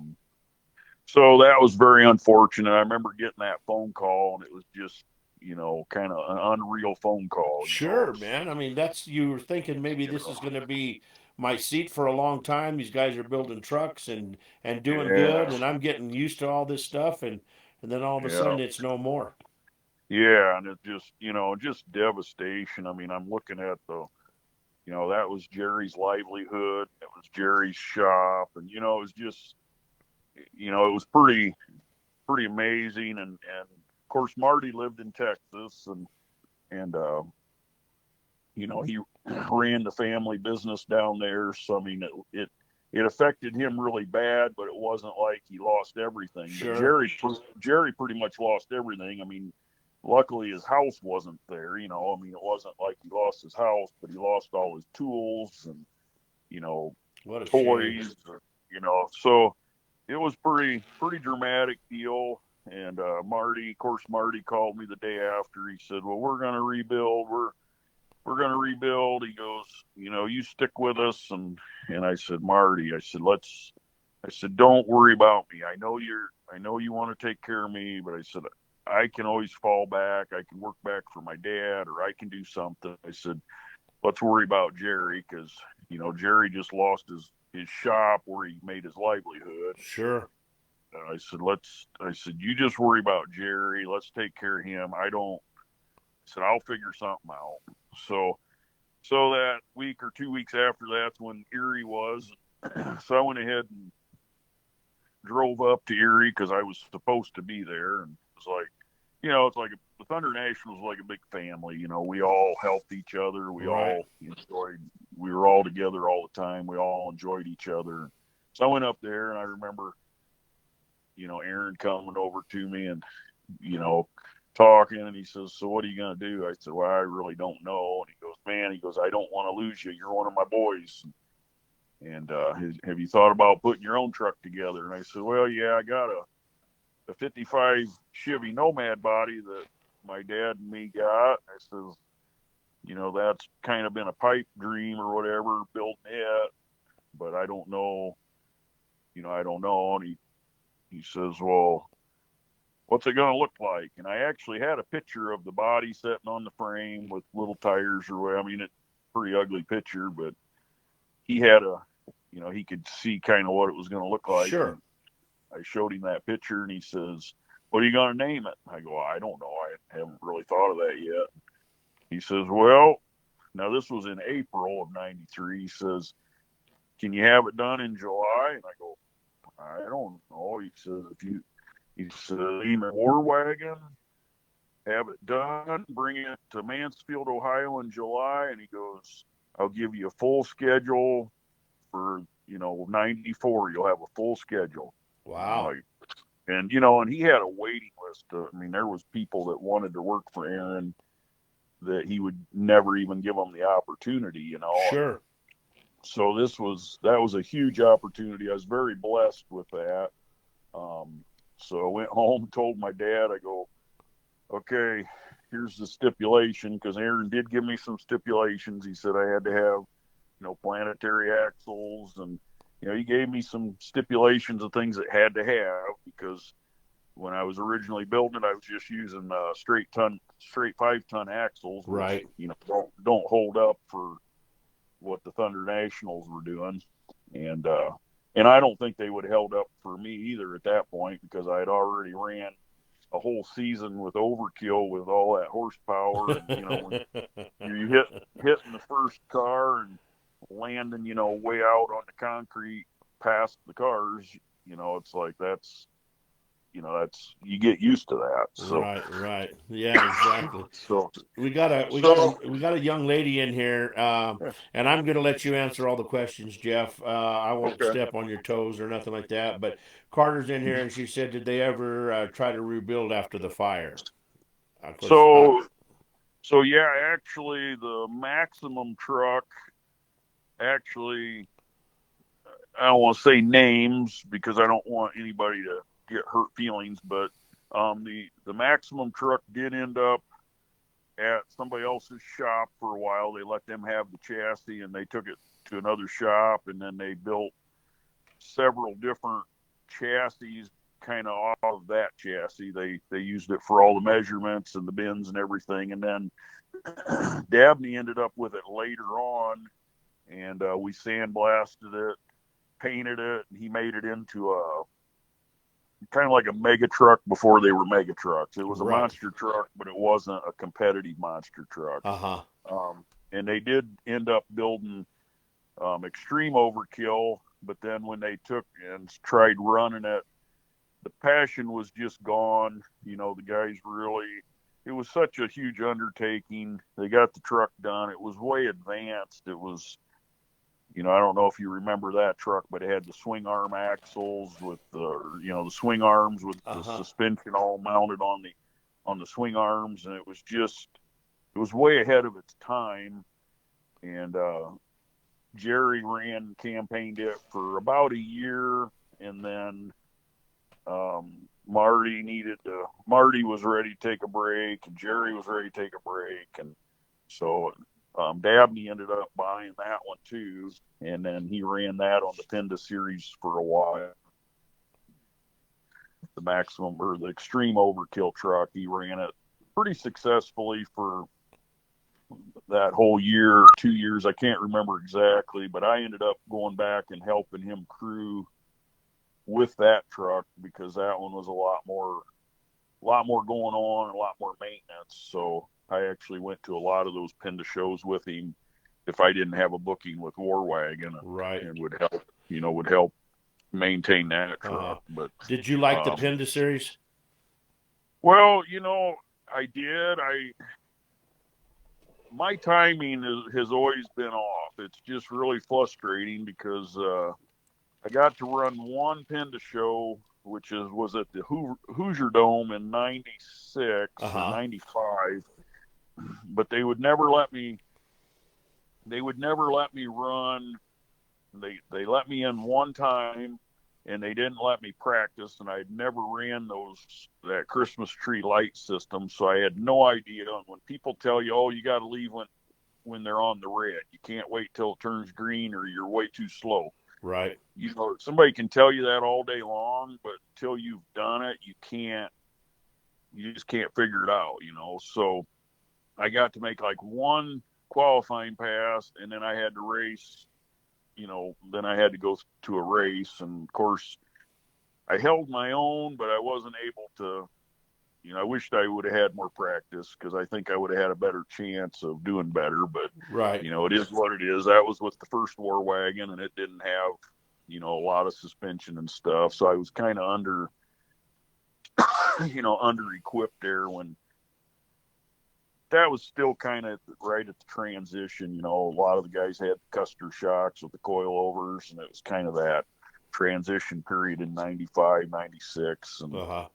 And I remember racing Brian Welch, which had a truck called Moving Violation. That's an old name. Yeah, yeah. And wow. then he actually later on, well, I don't know if he still works for the big powerhouse, but I know he went to work later on for the big powerhouse and has been in the management for several years. I actually went to one of the big dome shows a few years ago and seen him, and that's the first I'd probably seen him in, you know, 25 or 30 years. Was he but I'm not sure.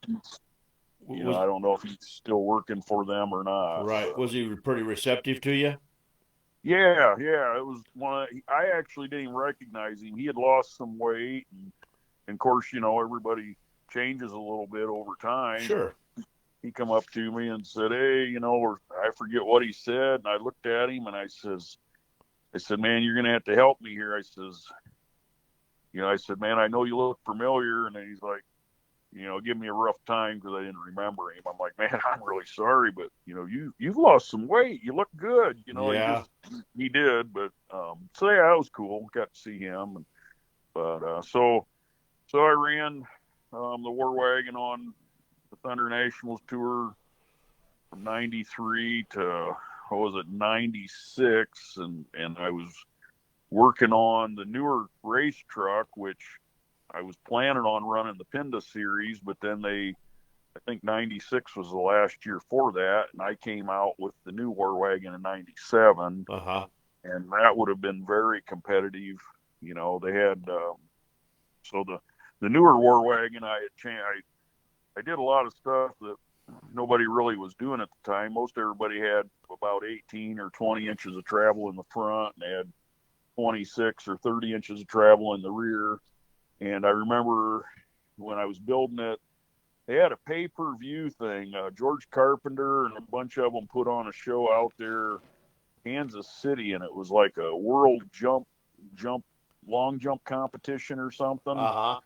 And somehow, I don't even remember, we was able to get the pay-per-view somehow, and I sit there and watched it, and we were watching all these guys getting huge air. I don't know if the fans will remember some of that, but you know, everybody was getting huge air, and that's when I actually had an apartment in the side of my shop, and I remember when the show was over, I went right out in the shop with a tape measure, and I started measuring and checking. I'm like, okay, I go, if this is what Monster Trucks is coming to, I got to get rid of these 20-inch travel shocks, and I'm going to have 30s all the way around, you know, so the front hang, I think 24-inch shocks, I believe, and I started measuring, and it's like, I think I can squeeze 30s in here, so I don't know, it was probably the next day, next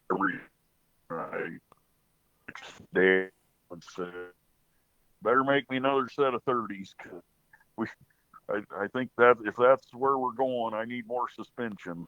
Right.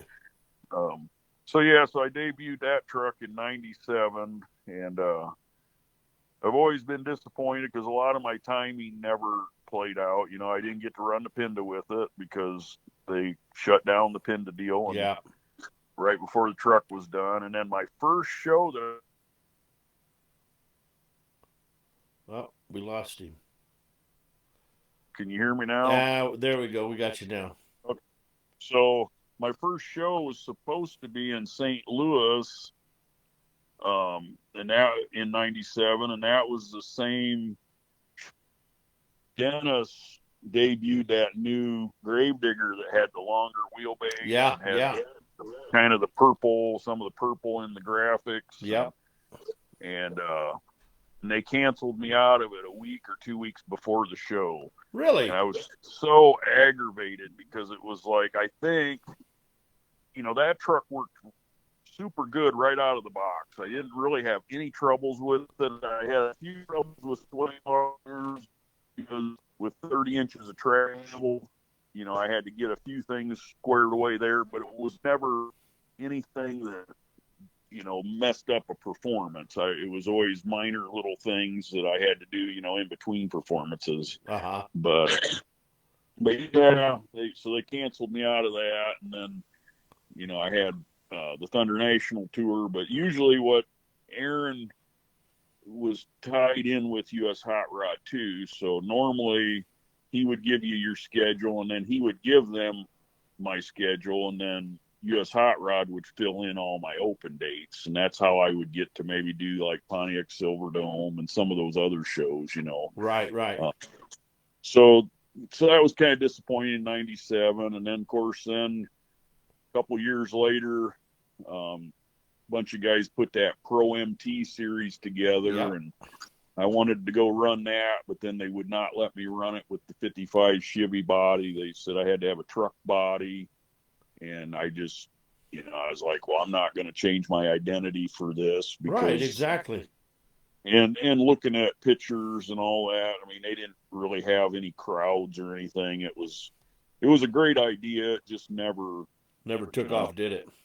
Yeah, I just, unfortunately, the monster truck world is all about entertainment. It is. And everybody wants to talk about racing and how, it's a real racing sport. But in all reality, it's entertainment. And if you're one of the crowd favorites, you're going to go a lot farther than if you're just another racer, Sure.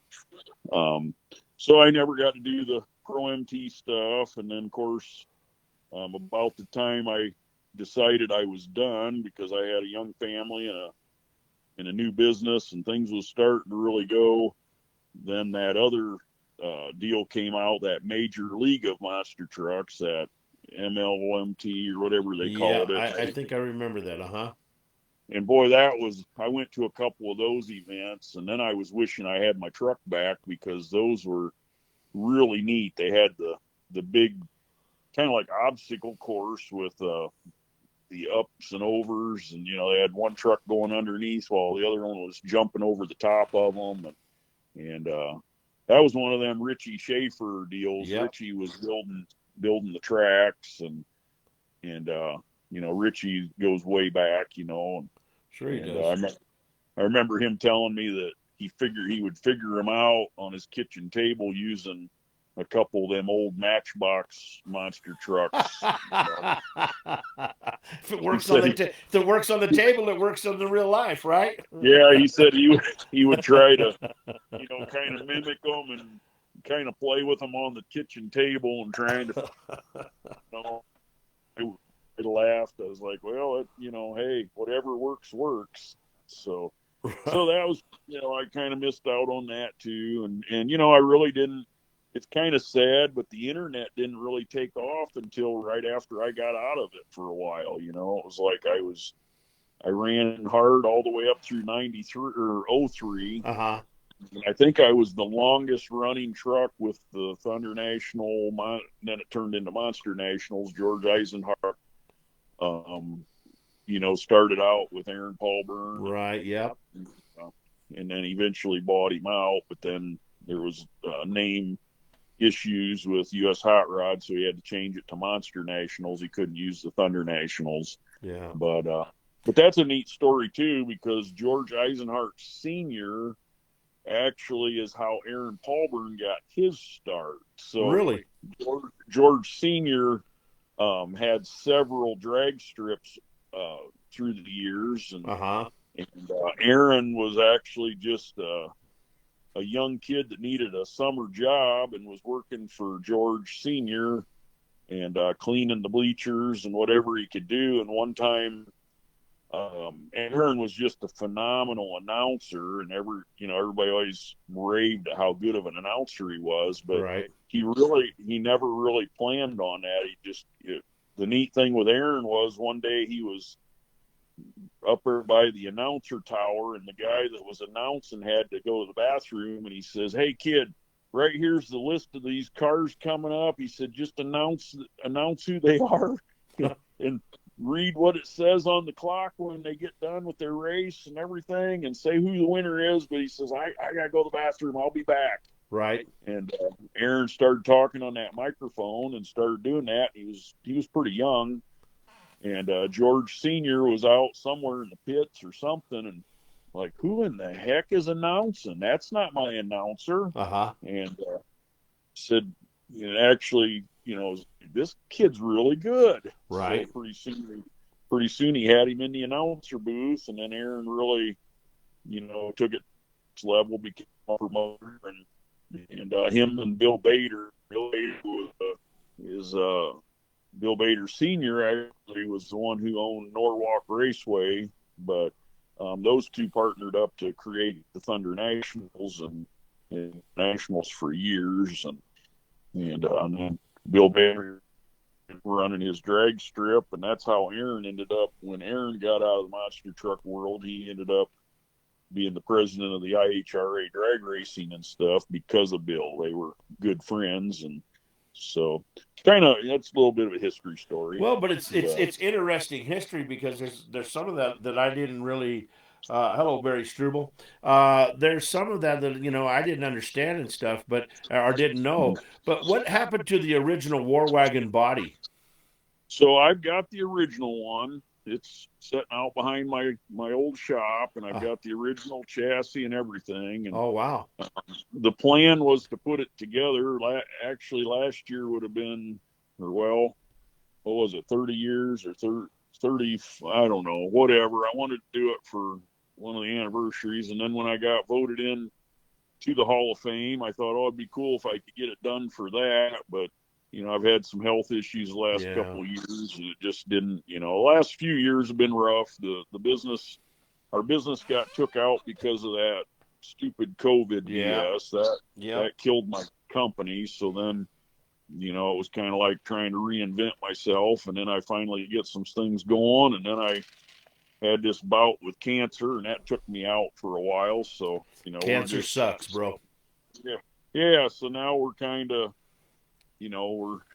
we're plugging along, and now this teaching deal come up, so I've been doing that, and because I can't do a lot of stuff physically. I'd still like to be driving, but I can't until I have another surgery or two and they fix everything that's a mess. Right. So.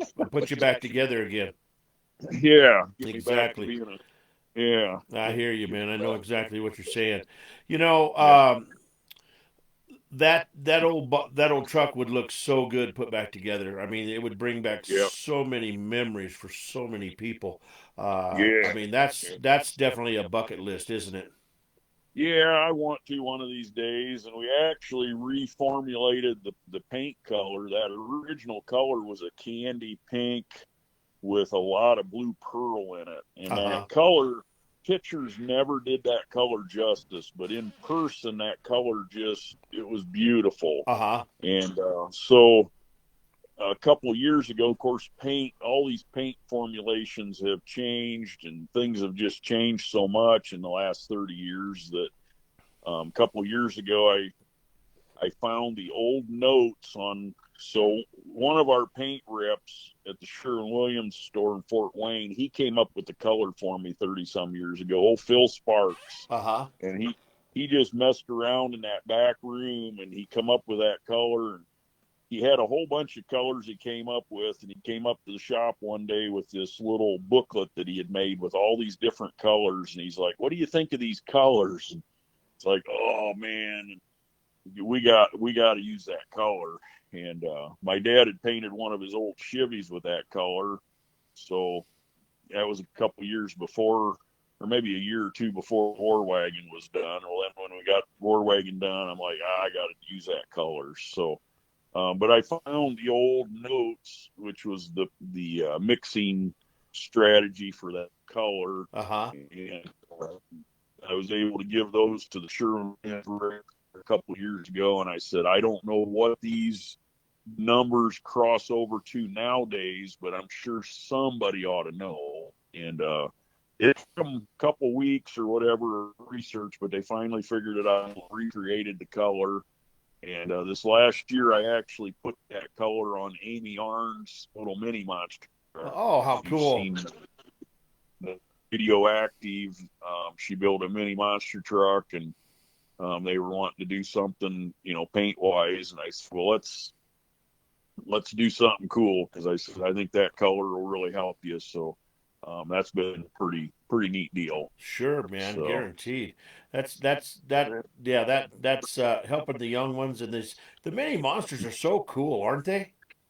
oh yeah, they're really neat. And what a I perfect idea for somebody to get into learning the business, I mean, yeah, it's a perfect idea. yeah, it's like that'd have been cool to be able to do some of that stuff when we were younger. Oh But man.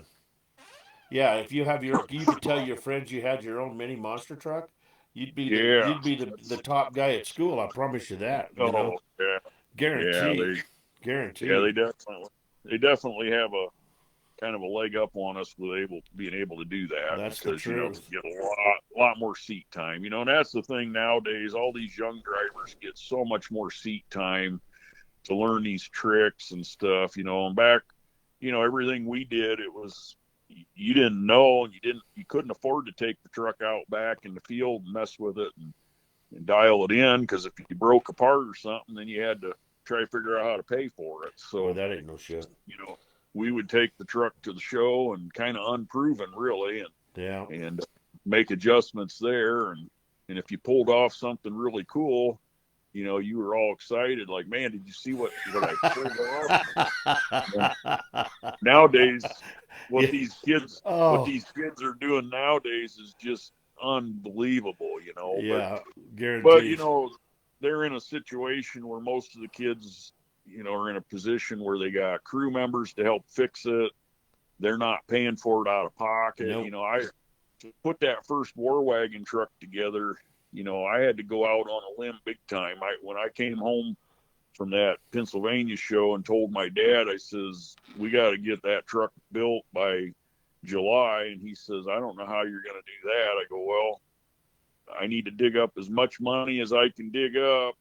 And, I got to get parts ordered right away, because we don't have much time from April to July. Sounds like a long time, but back when you couldn't order parts, when you had to build your own, that's not a lot of time to build something. Right. So, Yeah, nowadays these guys can put a truck together in a week or two, because everybody's building parts, and a lot of them are interchangeable. So you can call 5 different guys, order 5 different parts from their different companies, and they all show up and they all bolt right together.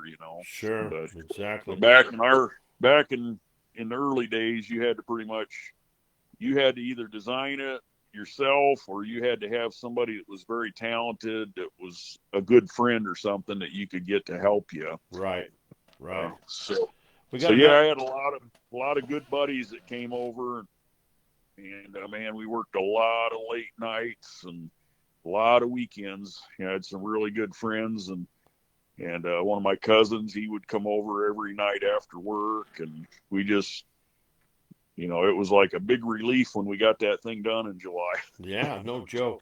We got another question here. Yeah. Carter wants to know, does he help kids customize monster trucks or cars in general? A little bit, but not a lot, because these kids really aren't into a lot of the stuff that we were Boy, into. that's no So, joke. Yeah. it's different, because even all of my students, it was kind of funny when I got the job this year. The director of the school actually, was there the first day of class and introduced me and told them, hey, this guy got a big long history in monster trucks and all this stuff, and really none of the kids were really interested at all. It's That's really kind of sad. funny. God, It's that's just so a sad. it's just different. They don't Sure. really understand, and people keep saying, "Man, I can't believe they're so lucky," and it's like, well, I don't think they realize the history of what's been done and stuff. But it's just kids are things are so different nowadays. They're able to get their answers so quick on the internet. So kids don't want to learn, and they don't want to experiment like we all did. We used to weld stuff together to try to figure out how to make something work. And nowadays they'll watch videos, and even a simple thing, I'll say, hey, let me show you how to take this door handle off of this door. And they're like, oh, I don't need you to show me. I can just pull up this YouTube thing and watch it. And it's like, well, wouldn't you like to learn on your own? Yeah. How do you know that YouTube thing is right? Just because it's on the internet doesn't mean it's right. And, Exactly. And so it's different, but it's always fun to help the kids that want to learn. It's always fun to try to help them and direct them in the right direction. And, Right. Yeah, it's kind of like So it's taking the creativity out of their minds. It really has. There's no. It's just like basically when I was young, I could sit in my mom and dad's kitchen with all my Hot Wheels, and after they were in there watching TV, the whole counter became my playground, and I had all kinds of things. But these kids don't know how to do that nowadays. They don't know how to sit there and entertain themselves and do things like that. Yeah, we really are fortunate that we got to grow up when we did. Oh God, guaranteed. We were able to leave the house in the morning, and parents might not know where you was at half the day or the whole day. Oh, but guaranteed. nobody worried about you. No.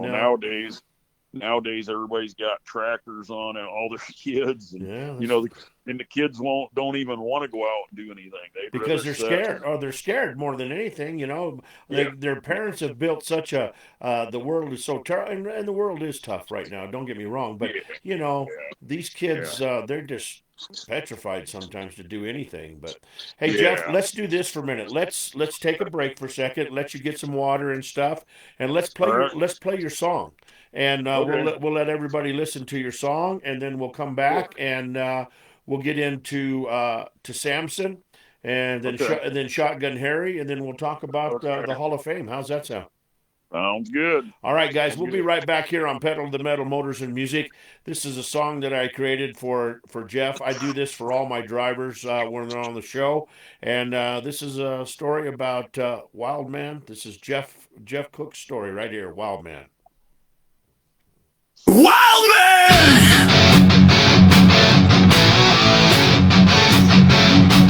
Wildman!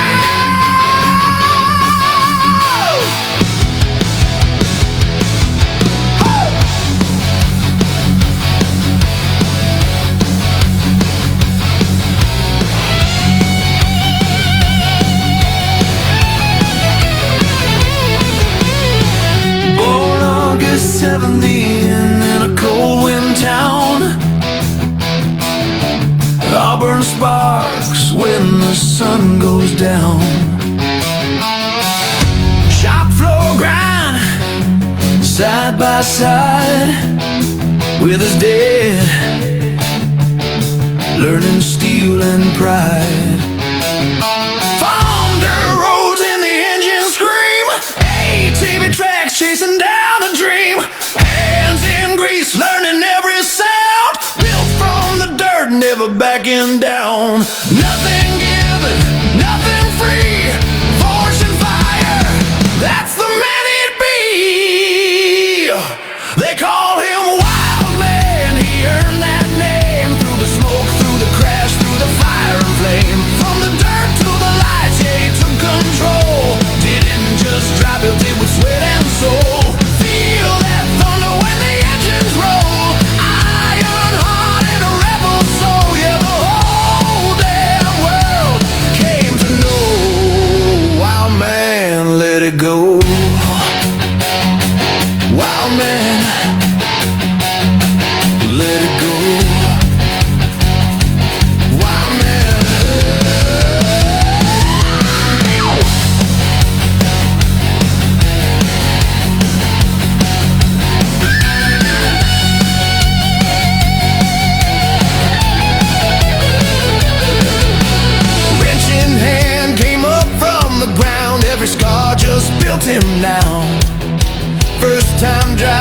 something changed. Lit that fire that can't be tamed.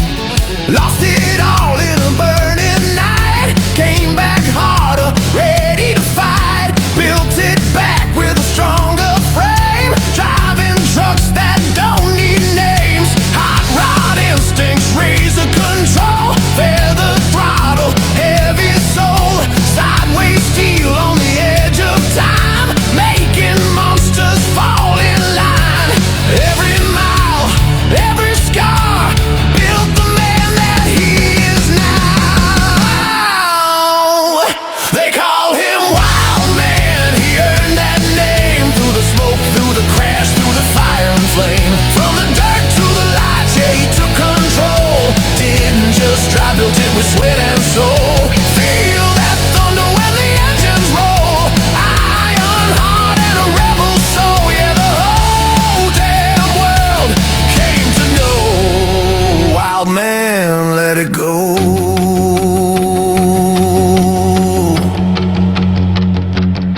Built first attack with his own two hands. Firehouse steel in a working man. When the sirens called, he answered fast. Running toward flames, never looking back. Volunteer heart, blue collar soul. Lives on the line where the red lights roll. From fire trucks built to lives he saved. That same fire never fades. Found a standing, keeping it alive. A hall of legends where the giants drive. Preserving stories, the past in the flame. Every voice, every truck, every name.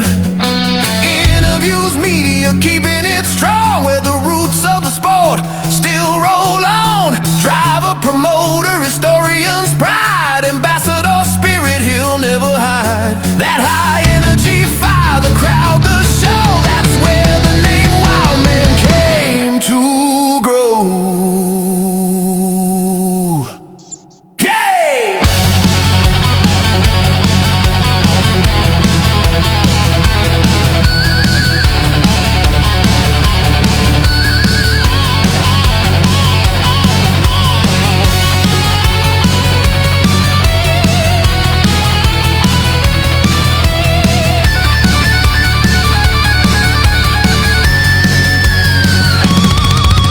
J.J. Young, 14 strong, got a taste of the wheel where he belonged. Learned that fire, felt that sound. Wild Man blood running through that ground. His daughter Daisy stepped to the line. County fair lights, her first big time. Crazy Daisy, crushing steel. Screaming crowd, yeah, you know it's real. From the dirt to the dream, full circle ride. Wild Man spirit still inside. From the early days to the Hall of Fame. Still hear the crowd scream their name. They call him Wild Man. He earned that name through the years, through the grind, through the fire and pain. From the dirt to the lights, yeah, he took control. Didn't just drive, built it with sweat and soul. When the engines fade and the lights go low, still hear that thunder in every show. Yeah, the whole damn world came to know. Wild Man forever rolls.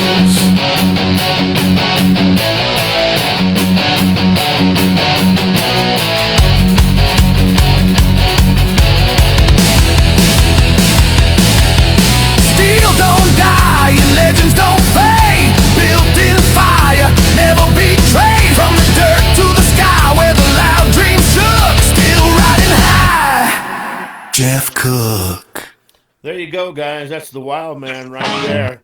And we'll be right back here. You're listening to Pedal to the Metal. We're talking to Jeff Cook tonight. We'll be right back after the words from our sponsors. Hey, Lug Nuts, take a look at our new partner, 6ix9ine Graphics and Design, a small design and marketing company big on personalized service. They work close with you to get your business noticed with graphics that stand out and get attention. 6ix9ine Design focuses on stickers, decals, and graphics for your hot rods, custom projects, or business marketing. 69 Design also includes logo design, brochures, signs, business cards, banners, custom apparel, vehicle graphics, and much more. Remember, that's 6 and the number 9 graphics and design. Or go to 69design.com or find them on Instagram at 69design. Hey, lug nuts, need pick me up to start your day? Then it's time to go to Rise and Grind. At Rise and Grind Coffee in Parker, Colorado, you'll find everything from bold espressos to creamy lattes to refreshing chai teas and smoothies. Whether you love it regular or decaf, we've got the perfect cup waiting for you. Hungry? Grab a hot breakfast burrito and a fresh muffin to go with your drink. And don't forget to check in on our merchandise. Perfect gift for any coffee lover. Planning on an event? Rise and Grind brings coffee to you with our family-equipped portable coffee trailer. Perfect for weddings, meetings, celebrations of any kind. Stop by at 475 Singing Hills Road in Parker or give us a call at 480-212-3787. That's 480-212-3787. Rise and Grind Coffee, fueling your day one cup at a time. All right. We're back right here, ladies and gentlemen. A little bit more from the wild man himself. Sam Ditto, thank you. I appreciate that comment. Carter, if you had me play, there would be nobody listening to the show. I would lose all of the listeners, and that's all there is to it. So I don't think you're going to ever hear me play. I don't think so at all. But we're talking to Jeff Cook in the house, guys, and you know, this man has done a lot of things in the monster truck business, and we're back ready to talk to him more about his time behind the seats of Samson and Shotgun Harry, and then also we want to talk about his kids, how they got into a little bit of the monster truck, and then we're going to talk about the building that preserves the history of monster trucks, and that's the Monster Truck Hall of Fame, and that's going to be an exciting topic right there. So, Jeff, let's get back into it, man. What about Samson? What did it mean to you to get behind the wheel of this tribute truck, Samson? So that was a pretty cool deal, and Dan Patrick was, really gracious and let us do that. So originally, when I got the truck, we started those Gas Guzzy shows back in 2018, which were old school throwback shows, and I did old. We lost you again, Jeff. Oh, yeah, we lost him. He no, not yet. Kind of losing the signal there on him. So can you hear me now? Yeah, barely. No. It's right there. Okay. So, truck for radio station, which was a local radio station for promotions of all of the shows we were doing. And must have lost him again. Oh, are you losing me again? Yeah, we are. Yeah. Okay, can you hear me now? Yeah, you're coming in very faint though. Okay, yeah, we got some rain and storms going through, so that might be part of it. Guaranteed, it definitely will be. Yeah, guarantee it will be. So we built that truck for, a sponsor. It only lasted a year, and then it was like, we see if we could make that into a tribute truck. And he was gracious enough. Yeah, that sounds like a cool deal. And we had it at his open house that year, and then did a bunch of little fair shows with it and promotion stuff. And that was kind of a cool. It was pretty neat, something different. Sure, guaranteed. Whatever happened to the truck? Well, I ended up selling it to Mark Peterson up in Michigan, and then he turned it into a ride truck and renamed it, repainted it. And so it's still out there running, but, not as the Hawk or Samson. So, right. But yeah. So, what about Shotgun Harry? So, Shotgun was the truck I was building in high school, and never ended up finishing it. It was one of them deals where I was building it, and then when Dabney come along, it basically got shoved in the barn, and of course it was out by the time, all that happened. And back in '09, basically I was going through kind of some depression, and we were running, struggles, business and everything. And I kept kind of doing soul search, and it was like, what made me me? And it wasn't the monster truck current time. It was the old school stuff that I always wanted to do. Right. And so I basically dug that thing out of my grandma's barn, and we went ahead and finished it. Me and some friends, Eric and Todd and Greg and my dad, everybody kind of jumped in, and we got that thing finished. And then we had no idea that there was going to be so much excitement over an old school monster truck. We were just doing it because we thought it would be fun, Right. And I wanted to float a truck on the water. I wanted to do all the stuff that I seen everybody do when I was a kid, but never got to do. So, got the truck done. We was playing around with it that summer, and that was kind of what, got the catalyst going to start those gas guzzy shows. And then those turned into the museum situation. Dean Cruz owned a big facility and a big building that we started in, and he said, man, there's a lot of people that likes them trucks. He goes, is there any museums for them? And I said, no. He goes, well, why don't you put something together, and I'll give you floor space in our building. And so that's when we got, I got with Pizzo and Bob Chandler and Army Armstrong and Ross Bonauer. And that was the first group, the first board members. And Strong we board. we formed the Hall of Fame, and we started kind of grassroots. I think that might have been, I came out to the MTRA banquet and pitched the MTRA to get them involved. And I'm thinking that might have been where I met you at. Was that? Yep, that was you the there first. that That was the first year we met. It sure was. Yeah. So that was like 15 or 16 years ago or something like that. Guaranteed. Now. It was a while back.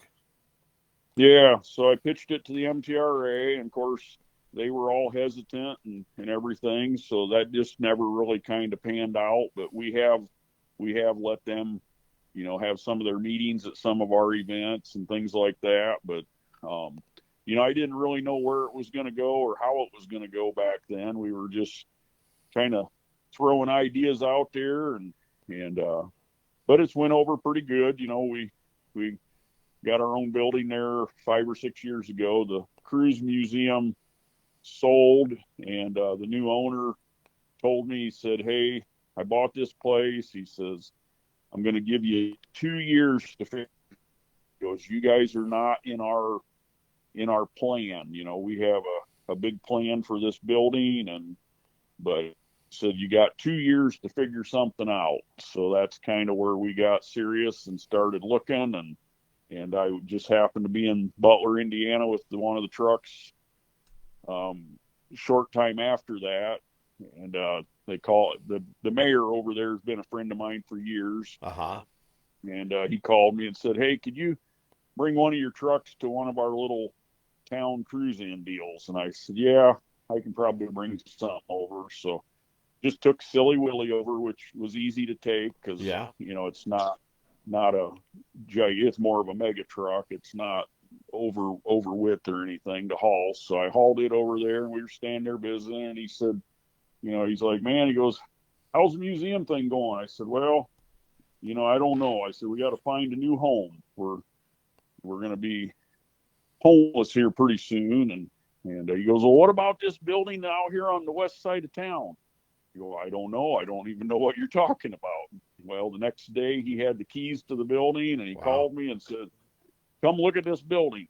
So we went out there and took tape measures, started measuring, and everything kind of became history. So how many square feet is the building, Jeff? Oh boy, I'm not good with square footage, but we've got a banquet hall as part of it that we can fit 300 people in. Wow. So when we have our banquet, we have 300 people in there, and we have on average 9 to 10 monster trucks on display along with that banquet hall. So that's pretty good, man. It's pretty good size place. a lot of people say, "Oh, it's not big enough. It's not big enough." But until the mortgage is paid off, it's big enough because Sure. we want to get the thing paid off, and then we have plenty of room for expansion and growth. But That was my we next need to get question. we need to get the thing paid off, and then we have 9 acres out behind the building. That's where we put on our spring and fall show, and we do some different stuff out there to try to generate money to help pay for everything. So it works out really nice. Well, that's good, man, and I'm so happy that that you guys have gotten together and done this because number one, the sport the sport has come such a long way from when it first started, but these young kids they don't understand, and for the ones that don't understand where it came from, this is a perfect place for them to go back in because you not only have monster trucks, but you have all kinds of different memorabilia in there and everything. Correct? Oh yeah, yeah. It's such a neat experience in there. Every inch of that place has got some kind of history in it, and it just it's really enjoyable. I don't get to spend a lot of time there anymore, but when I am there, it's so enjoyable because the people that come in and everybody can remember the first time they seen a monster truck, and it doesn't matter what age group it is. Right. There's something in there that will spark memories. It's like sometimes it's grandparents bringing their grandkids in, or it's a father son, or even a mother will bring her kids in and go, I was at this racetrack whatever year it was, and I remember seeing Bigfoot, or I remember seeing Gravedigger. It's so neat, and we've tried to make the museum for everybody. It's not just a show for one guy or one celebrity or one truck. I mean, we try to feature as many trucks in the museum as we can. Unfortunately, a lot of these younger, newer guys, they don't see a lot of importance in history yet. So a lot of them don't want to be supportive of us, but at some point they'll realize that, if nobody's going to remember you if you don't help. It's one of those things. We need everybody to help and get us memorabilia. Get us Right. body panels or pictures or something to be able to remember you by. Right. I tell people, I go, how often do people visit cemeteries? It's like some people will spend hundreds of thousands of dollars on monuments in a cemetery to remember somebody by that nobody ever goes and visits. That's the truth. That is like, the truth. It's like donate to us and we'll remember you. Right. Exactly. That's the whole truth. Yeah. So, Well, and the monster world is still relatively small compared, if you look at circle track racing or drag racing, yeah. There's thousands and thousands of people that do it. And, the monster truck world is, I would say, what, 200 or 300 guys probably. Yeah. I think that's a pretty close guess. Somewhere around there. And in the early days, it started out with 5 or 10 or 20, and then, it kind of kept growing.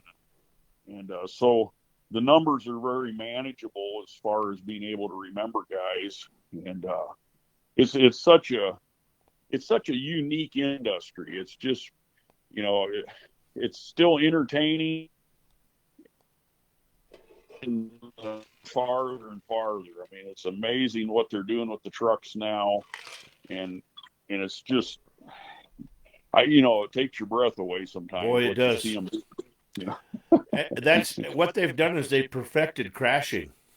Yeah. They've learned to drive. Down to a science. Yeah, exactly. When you guys rolled over, you rolled over. Now they know how to get back up and without rolling over.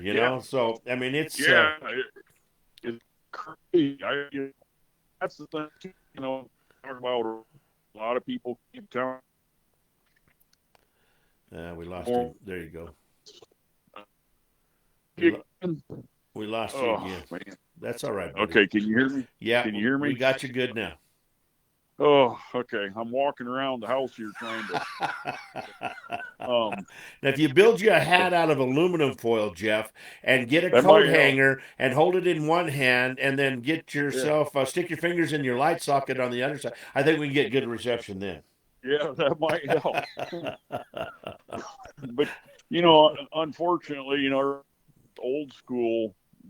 The old school thing is kind of past. I mean, I Yeah, think it's entertainment, but the sad part is everybody that's watching all the old videos, they see the highlight reels, and they see all these crashes and all this wild stuff. Well, sometimes that was the one and only crash that truck ever had, and it's on a highlight reel. right. And these younger fans think that you know we went out there and wrecked every weekend, No.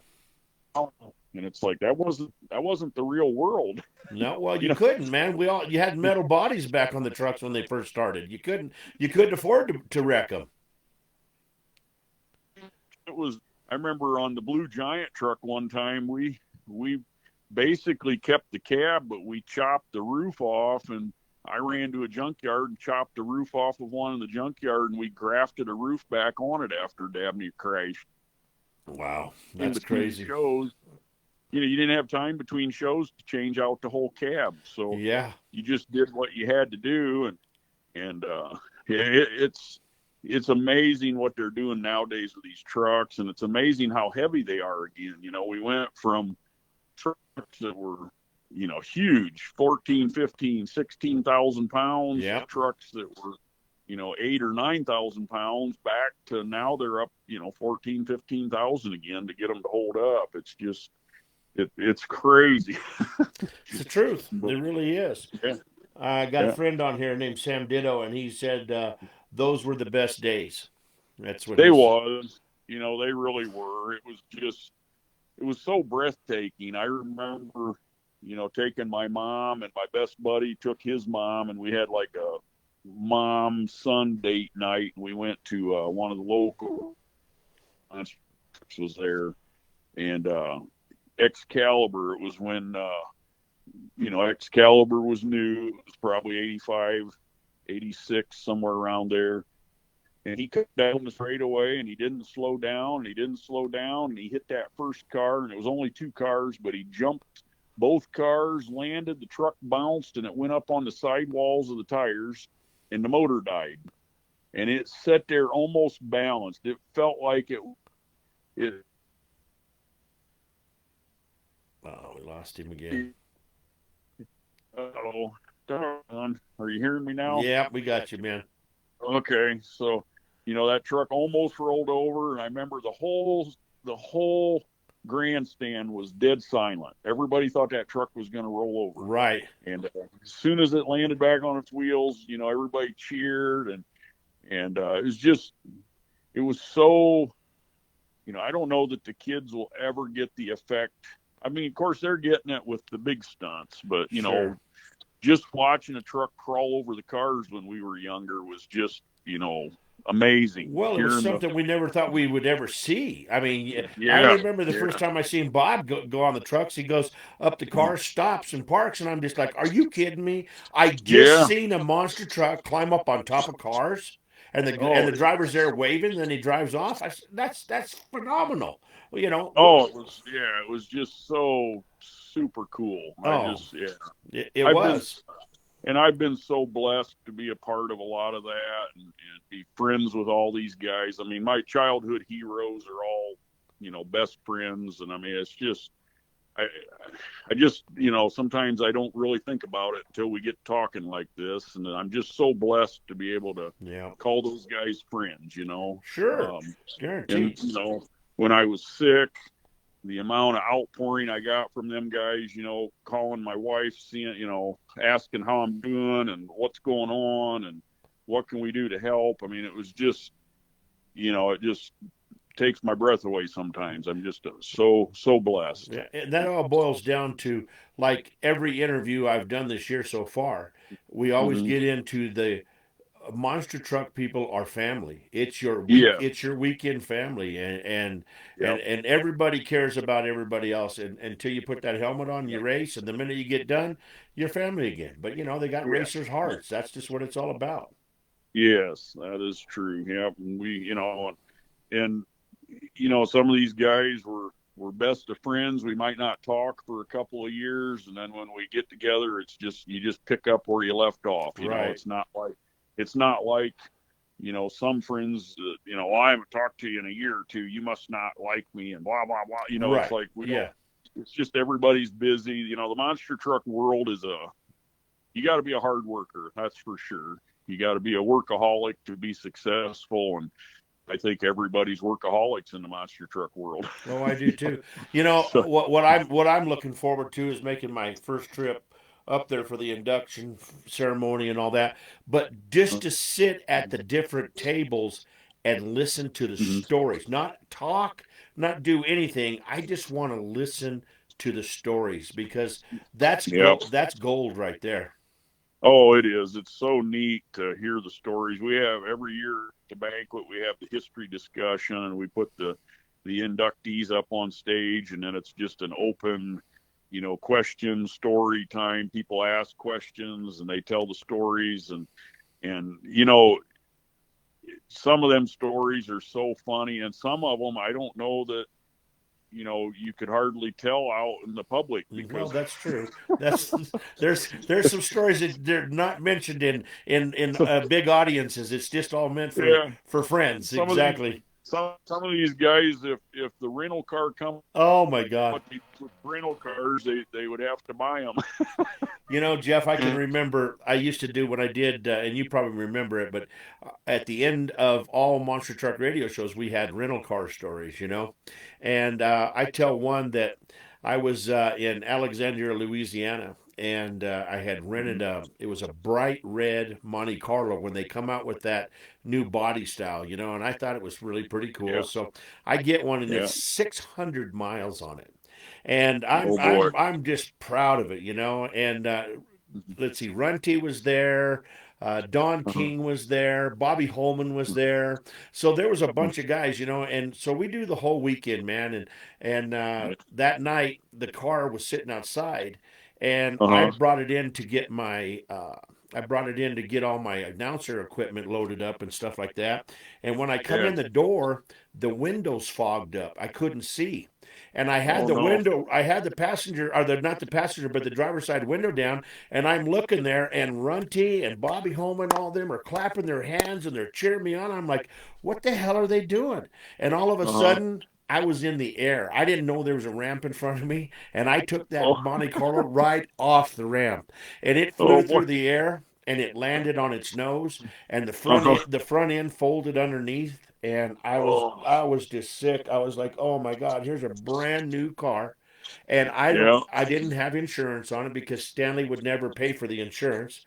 Oh And I yeah. was like, oh, what am I going to do? And the motocross guys, they come over and they disassemble part of the front end, and they Uh-huh. took grade stakes and they hit the Uh-huh. front bumper in certain spots, and the bumper popped out, and Oh wow. it looked perfect.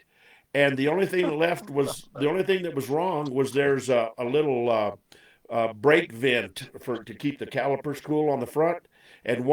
one of the guards, the covers was missing. So I took the grade stake and poked the other one out, took it back to the rental car company, and dropped it off. And I Mhm. waited for 6 or 7 months for them to call me, and never one time did Wow. I ever get caught. I was like, oh my Wow. God, that was close, really close. Oh yeah. And Yeah. that's Some one of the of many. stories. Yeah, some of the stories. It's amazing. Guys didn't have to buy cars. Yeah. Just amazing stories, and a lot of the monster truck guys have been pretty ornery through the years. Oh, So that's the truth. it's and some of them are some pretty good stories. We lost you again. Oh, this There you phone go. is There you go. driving me. That's all right. Phone is driving me Yeah, crazy. But and God forbid we ever did a show at a racetrack, because yeah, we'd take yeah. those rental cars and take them out on the track and race them. Oh my God, it was crazy. Oh yeah, yeah. It really was.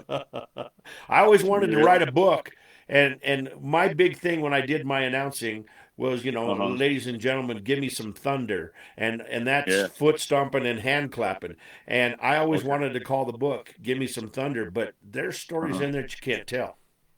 Well, and that, I could tell a lot of stories about traveling too, because sometimes our haulers and stuff aren't always, in the best of shape, especially back in earlier days.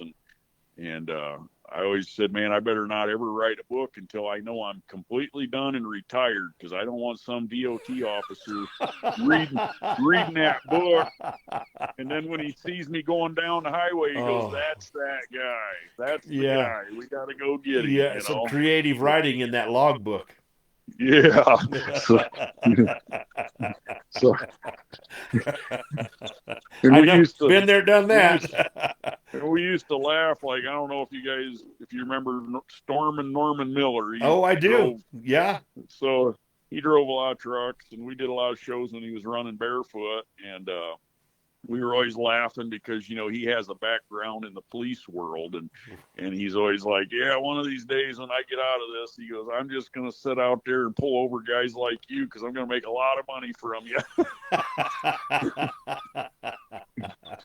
Oh my goodness, that's the truth, buddy. I'll tell you, Yeah. that's gold right there. That is definitely. It would Yeah. be a number one bestseller. I promise you that.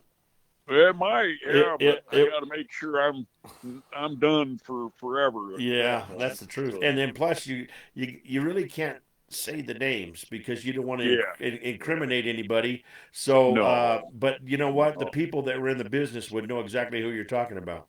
Well, that is true, because everybody's got hauler stories and traveling stories, because that's, unfortunately, that's the hardest part of the whole industry, or it was back in early days, because nobody knew about semis or anything when we all got started. Everybody was trying to use little dually pickups and old grain trucks. And Yeah, now you look back at them pictures and you go, what was I thinking? How did I think I could go all the way cross country in that thing? it's the truth. Like, Yeah, you know, 45, 50 miles an hour. oh yeah, we went all the way. Well, I was out by where you're at out there. Went all the way to Denver, Colorado in my little dually, and wide open. It would only go 60 miles an hour. Wow. And that, I tell you, going across Kansas, that felt like a week. I mean, Yeah. I think we only passed one guy on the whole trip, and that was a little old guy pulling a little boat. He was going fishing somewhere. And we passed him, and I remember my wife and me cheering when we got around him. We're like, we finally passed somebody. Oh man, I'll tell you what, the stories that we could, if you could get everybody together Oh and yeah, just put a recorder out there and have them tell some stories, oh yeah, that would be so fun. It really would. yeah. So And what? and that's and that's the whole important thing with the whole museum and stuff, is Yeah, we've got to save these stories. We're starting to lose guys. We've lost several good monster truck guys in the last few years, and we've got to get these stories saved. well, that's the truth. I was at Don King's here a Mm-hmm. while back, and I told him, I said, Don, I want to get you on the show. And Mm-hmm. he goes, nobody will ever remember me. And I said, Don, Mm-hmm. that's not true, man. I said, Yeah. you did some spectacular stuff in monster trucks. And I said, the Mm-hmm. people that are at those shows will remember you and love to hear those stories. And Yeah. he's just not excited about doing it. Yeah. A lot of the guys, I don't think the reality doesn't hit them until they come to the Hall of Fame, and when they show up. And we had a surprise a couple of years ago. Brett Engelman, who was originally the Michigan Ice Monster, Yeah. he showed up, and we didn't even know he was coming. It was one of them deals. Somebody else bought the tickets, so they was under somebody else's name, and he showed up, and he was just blown away by all the people that wanted his autograph and wanted to talk to him. And he's like, man, I had no idea anybody even knew I was ever in existence. Yeah. And it's just it's really neat. It's really, but I get disappointed too sometimes. I've had through the years we've had. Yeah. Lost you again, Jeffrey. doggone, I wish we could figure out what's going on with this phone. Well, I But think those storms are got a lot to do with it, buddy. It's not your fault. yeah, can you hear me now? Yeah, I got So, you. Uh-huh. but it's been disappointed. We've had some guys that really complain because they don't get nominated, and when they do get nominated, then don't even show up to be inducted. Right. That's really kind of really sad, because it's like, not only is it kind of an insult to everybody that voted for them, but it's kind of it's really sad. They're missing their own experience. Yeah. And but it have. Yeah, that's the truth. Well, like I told you, if by some wild chance I ever got inducted somehow, I want you to save that back door of that broom closet for all my earnings and stuff on the bed. Don't let anybody have it, Oh, there okay? you go. Just There make you sure go. you save it for me. Well, I can tell you, it sounds bad, and some people get offended, but we do have a large plaque in the one corner of the museum that everybody passed away, and Oh man. anybody that's been in the sport or whatever, their name is on that plaque. And Oh, that's uh, that's amazing. That's awesome. like, well, I'll never get in there. I jokingly. Well, I lost you on that one. I couldn't hear you. Oh no. Okay. I said, I jokingly pat him on the shoulder and say, well, someday you'll make it on that plaque. Yeah. And Well, that's the truth, man. That's the truth. But at least you're in there, huh? yeah, Yeah. and and we've had we've had some really emotional people. Sometimes they'll stop and visit, and they had no idea that their loved one was on that plaque. And Wayne Spozanik's wife was there a couple years ago, came in kind of a surprise, was traveling through and stopped. And, she actually got emotional when she seen her husband's name on that. It was like, wow, I didn't know that you would honor him like that. And it's like, no, we really try, we're trying. Sure. Yeah, So, gone but not forgotten for sure. yeah. Sam Ditto is on here, a buddy of mine, and he says we as fans haven't forgot and also show our kids where monster trucks began. Mm-hmm. I really think, Sam, that if you ever do get a chance to go to the museum, you will be Mm-hmm. so highly impressed that it's definitely a bucket list trip for me, and I'm going to do it. Oh, For yeah. sure. I'm going to do it. Yeah, we got to get you out here, because it's a cool, very neat experience. Yeah. Sometimes I'm so close to it. You ever hear that you're too close to the forest to see the trees? This is true. Sometimes I'm so close to it I don't really, I guess, have the impact. But every once in a while I'll be sitting there, and like, I think one of the guys was there a while back, and we sat down at the table, and we were sitting visiting, and he goes, "Look at this. I mean, this is amazing. Look at this." And I kind of looked back, and it did kind of give me goosebumps. I'm like, it is wild. We've come a long ways, Right. and and we've pulled off something that a lot of naysayers said couldn't be done. Yeah. And it's pretty cool. So, Jeff, Sam wants to know, and pardon me for not having the correct information in front of me, because I have it upstairs, but I left it up there. He wants to know exactly where the museum's at. So we're in Butler, Indiana. It's in the northeast corner of Indiana. So we're kind of a central location between Detroit, Chicago, Cleveland, Indianapolis.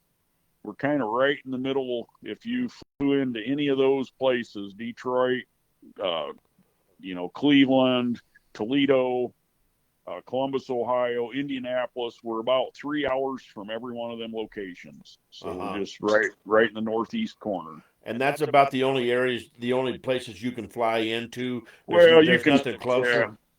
Well, you can fly into Fort Wayne, which is only about 25 miles away. Most of the guys that come to the bank will fly into Fort Wayne, but some of them will fly into Chicago or Detroit, just depending on what, where they're coming from and what the pricing is. But but we're really centrally located to a lot of people here in the Midwest. Sure, So guaranteed. And Sam, you probably been up in that area hauling campers out of there or something for sure, and didn't even know it. And then Blue Ox Monster Truck put in there the International Hall of Fame and Museum. Yeah, you probably click that. I'm afraid to click it because it might shut the program down or something. So I would imagine that's a link to where it's at and stuff. So yeah, man, the Blue Ox, he's awesome. He's helped us out a bunch the last couple years, and that young man, he's going someplace. That's a cool truck. That's a cool old school truck, and he does a lot with it. And he actually came. We used his truck for our parade in our local town here, oh wow. and he actually made me drive it. I said, "No, you need to drive it. It's your truck." And he goes, "No, I want you to drive it." How cool. so, That's so, honor. That's an honor, man. That's cool. Somebody yeah. wants to do that, you know? So yeah, he's been very supportive of us. Yeah. And Well, I'll tell you what, what's his name? I guess. Let's see here. Jay Bozar. Okay. Hey, Jay, get yourself a piece of paper and a pencil. I'm gonna give you my phone number, and I want to have you on the show. So you give me a call, and we'd love to have you on the show and get to meet you and talk more about the Blue Ox Monster Truck. So I'll give you a few minutes, and then we will give you that information here in just a minute. Yeah, that'd be awesome to have him on. He's a good guy. Sure. I want to have. That's what I want. I would love to have the field drivers on, but for some reason, That's a that's it's a tough taboo. deal.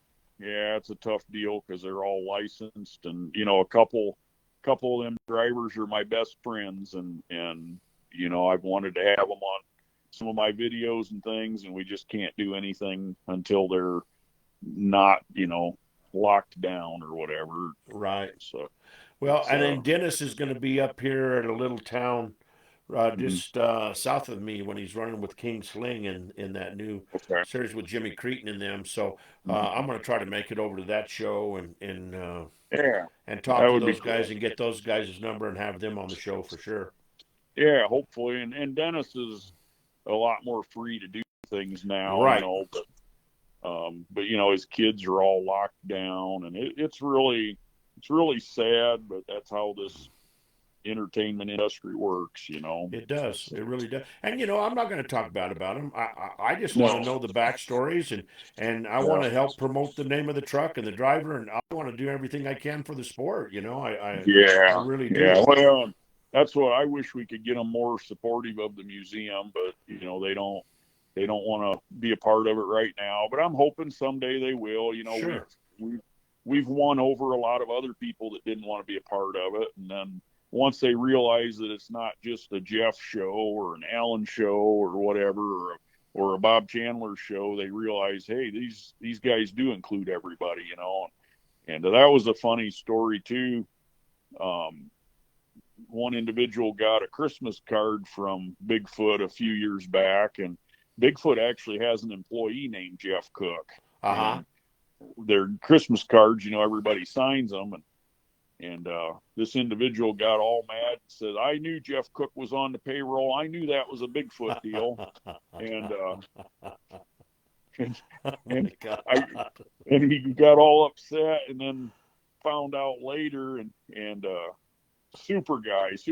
I mean, he actually came up and apologized to me. He goes, "I am really sorry." He says, "I got mad at you because I thought that was you on that Christmas card." Right. And he said, "You always told me it's not a Bigfoot deal." But he says, "I thought you lied to me because your name was on that card." And I says, "No, Bob, I love Bob Chandler.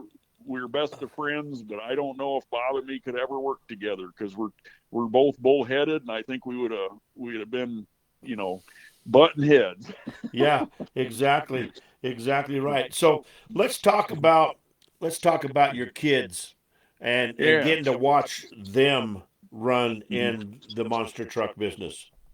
So that was fun. We were doing all those little fair shows, and of course, trying to do entertainment, you're always trying to come up with some sort of a side show that will entertain people.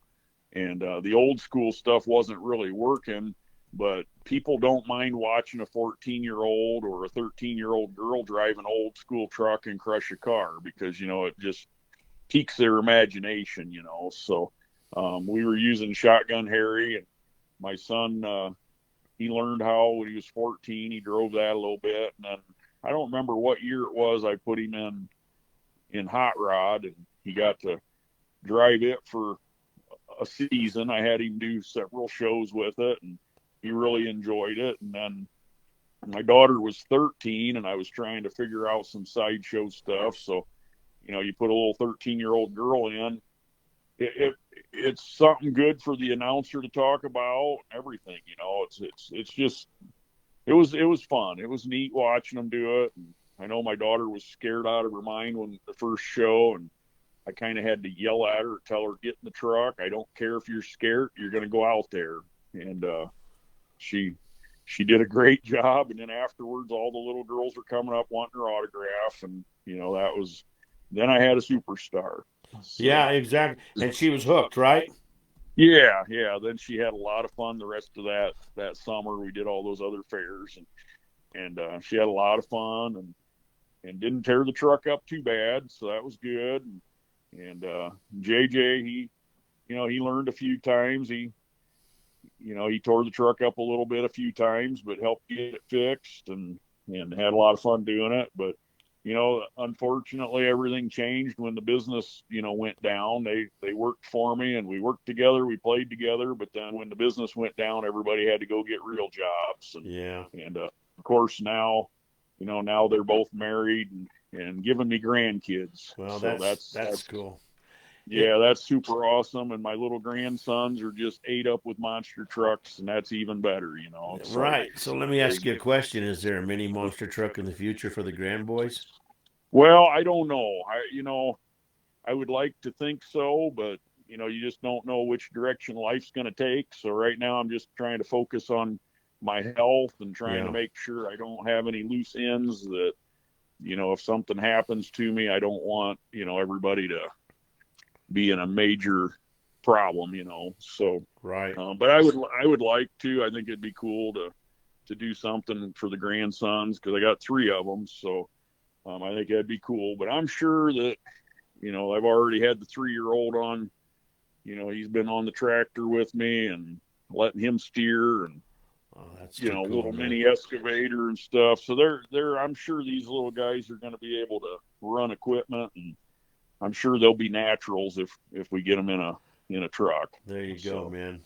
Well, Jeff, I tell you what, man, I know it's late where you are and stuff, and we've been on for 2 hours, man, and we haven't even touched half of what you know and what you're all about, and I want to invite you back again. And I'm going to do my best. I want to get Don King, and me and Don King make a trip and come to the Hall of Fame. We want to come up there and see it. I think that would be great to get just to see, let him see that there is something there for people that doesn't think, Oh yeah. It's so neat. It's and I'm so happy. A couple of years ago, guys like John Moore, he was able to be there before he passed on, and we've had a few other guys like that made it. They made it to the place before they passed away. One of them was George Carpenter was there the first couple of years. What a great man! And George, George seen the future of it, Carpenter, and he was so excited about what we were doing, and then of course his son kept coming to all of our banquets. And then last year before last, we got a phone call and found out his son had died the day before our banquet, and he had tickets. He was supposed to be there. Oh, and just, man. It's like that really, really hurt us all, Yeah, but, of course. Guaranteed it does. But it's so cool. Some of these guys, we've been able to get them there.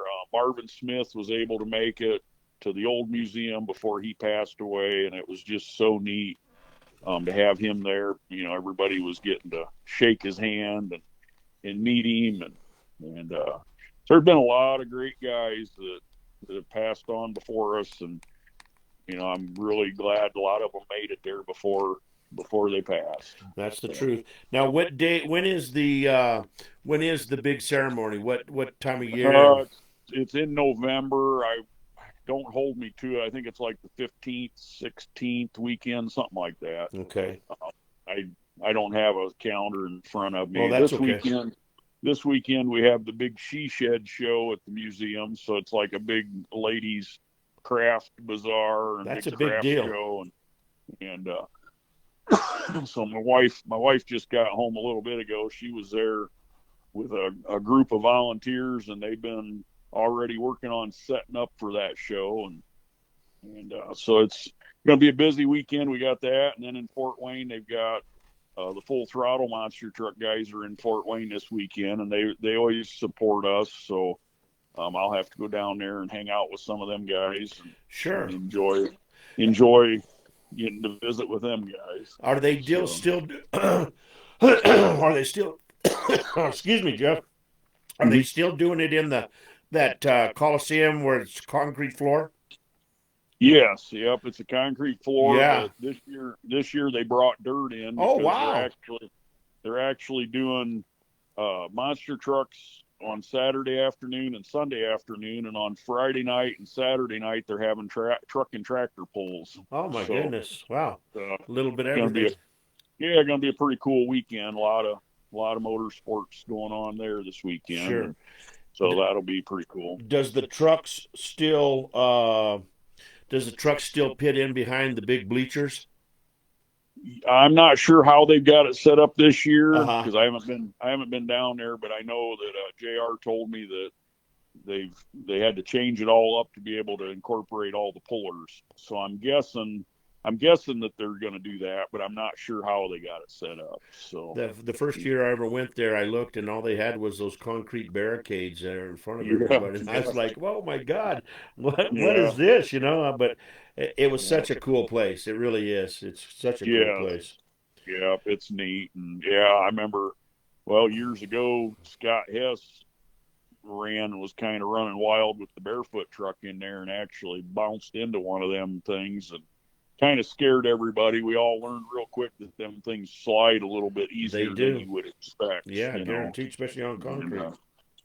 Yeah, so I know they've changed things up, made things a lot safer since, but Right. that was, of course, that was way back in probably about 90, 91, something like that. So a Right. long time ago. Right. We got a gentleman in here named Mason, and Mason, I'll butcher that last name, so I'm Is not it going Colossa? to. There you go, buddy. There you go. Colossa, yeah, Yeah. he's one of our good guys that comes out and helps volunteer at our events, and he builds some super awesome models. Awesome. That kid's very talented. Right on, man. Well, Mason, I'll tell you what. Post some of your models on Pedal to the Metal, man. We'd love to see them and check them out, man. Make sure you do that. But anyway, thanks for being on the show and listening to the show, Mason. I appreciate you very much.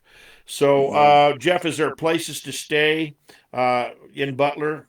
They got hotels. Well, the little town of Butler, we don't have anything yet, so everybody has to stay in the town of Auburn, which is, a close town, and we've got a lot of motels, a lot of restaurants in Auburn. So, so the after parties are always at I think BW's or one of them. I don't know. I never get to go to none of that. I'm usually trying to button things up and clean up, but sure, Mason could probably tell you where they're at, because Mason, when he comes to town, he knows where everybody's hanging out. There you go.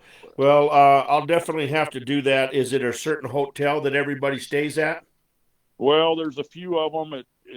A lot of times they stay at the Hampton, but we've got so many motels now that, I'm not sure where everybody's staying. But, and that all changed too when COVID changed everything when it come to motels and everything. We used to have motels that sponsored us, and they all took such a hit during the COVID season that nobody wants to sponsor us no more. So COVID ruined everything, man. It ruined the world. Yeah, the Hampton will still give us a special rate, but we used to get some rooms comped that we could use for like the inductees and things. Right. And of course nowadays none of that happens anymore. Sure. Well, Jeff, I really appreciate you taking time out of your busy schedule Yeah. I wish the best with your health and stuff. And I look forward to having you back on the show. And Yeah. don't be surprised one day when you see me walk through the door, because I'm going to come up there and see you guys, man. Good deal. I hope so. Well, thanks everybody for listening and really enjoyed this. And yeah, whenever you want me to come back, just give me a holler and we'll make it happen. You got it, Jeff. Well, you have a good night, okay? Hey, and thanks for that awesome song. That was pretty cool. That's my pleasure, man. I loved it. Yeah. I'm happy that you guys liked it. Oh, it's so cool. I want my daughter to make a music video out of it, add pictures and videos to it. But Well, it's yours. It's yours to use. So you do whatever you want. yeah, I don't know how soon that'll happen with her having a baby and everything. Her life is a little bit busier than it used to be. Well, I'll always have a copy of it, so if you ever lose it or something, I can always send it to you. Okay. In fact, Good deal. what I'll do is I'll put it on a thumb drive, and then that way I'll just send it to you, and then you'll always have it. Oh, that'd be fantastic. I Yeah, appreciate it. I'll do that for sure. All right. All right, Jeffrey, I appreciate it, man. And you're going to go on the album with all the other Monster Truck Driver songs, so we'll get you a copy of that too. Oh, cool. Good deal. All right, bud. Well, hey, thanks a lot. Have a good one. Talk to you later, Jeff. Okay, we'll see you. Bye-bye.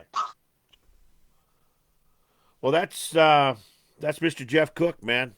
Very interesting, and I'm telling you what, guys, we didn't touch half of what this man did with the monster trucks and different things like that. The problem is we get talking on these stories, and the stories are so good. That's what makes the show good, I think, anyway. So, but you know, he did some amazing, amazing stuff in his lifetime, and you know, we want to definitely have him back on, and we can talk about, you know, being a fireman and different like that, things like that, and him starting. He was also an announcer, event promoter.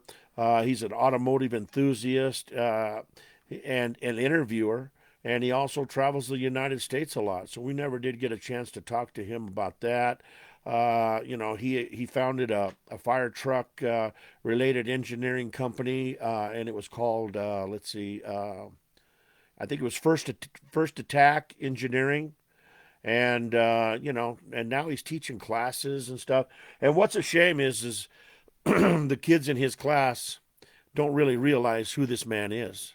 You know, I mean, that's a shame, because man, they could learn so much from this gentleman. I mean, so much, and I just wish that they would. But guys, I really appreciate you tuning in tonight. As always, we'll play a couple of more songs, and then we're going to get out of here.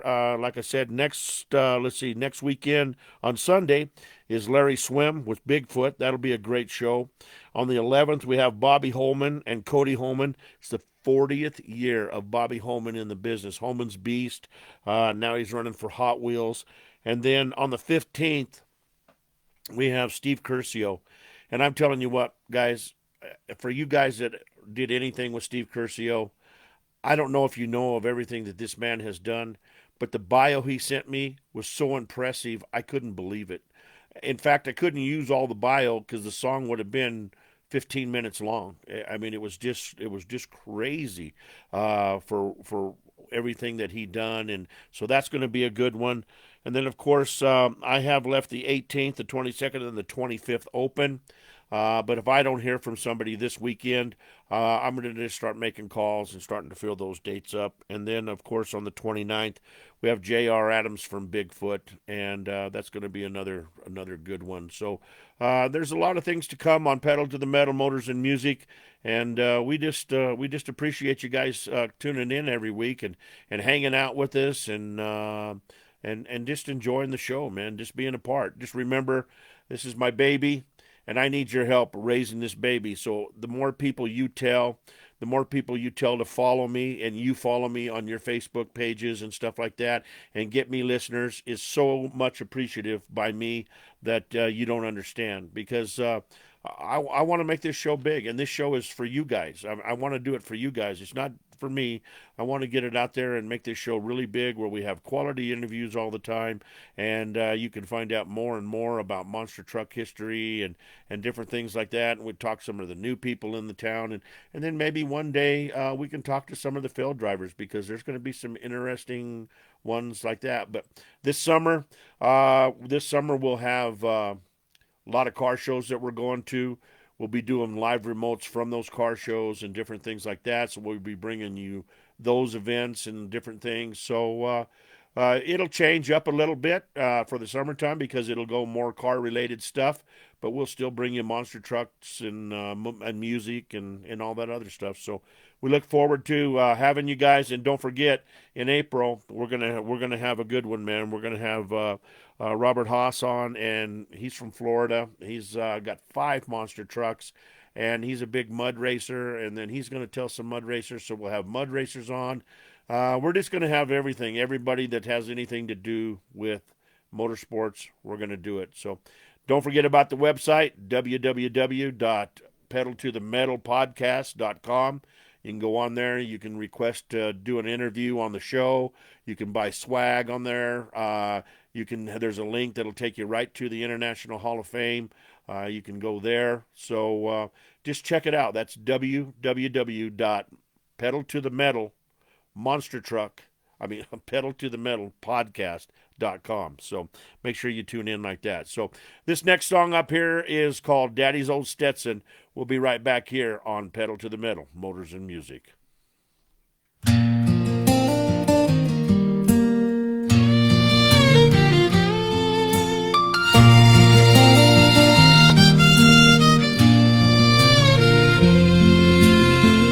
I remember the day he bought it brand new, silver-bellied Stetson, wide and true. He walked out that door standing 10 feet tall, wore it with pride, yeah, he wore it through it all. Never left his side, rain or shine. That old Stetson hat was part of his life.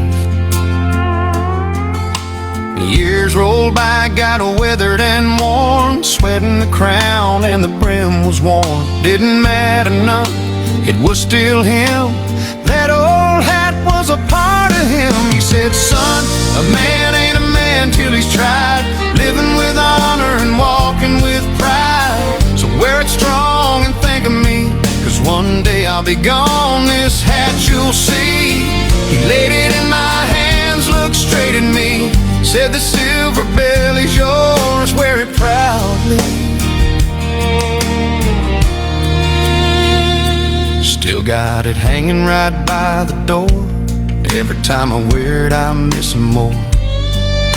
Smells like work and long hard days, dust on the brim from back roadways. He's gone now but he ain't far, every crease tells me who we are. More than felt and more than thread, more than words he ever said.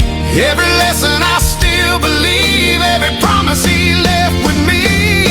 He said, son, a man ain't a man till he's tried, living with honor and walking with pride. So wear it strong and think of me, 'cause one day I'll be gone, this hat you'll see, yeah.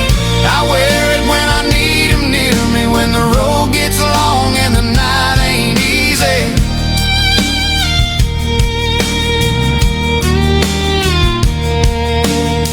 Warm and soft with sweat in the crown, but I'd never trade it for a brand new town. That old Stetson made me who I am, taught me how to stand like a man. Yeah, a man stands tall when he stands his ground, keeps his word when the world lets him down. So I wear it proud and I carry his name every step I take through joy and pain. He's gone, but I ain't alone, got his faith in that old brim I hold. My daddy's old Stetson, worn and true, means more to me than anything new. Yeah, it made me the man I am today.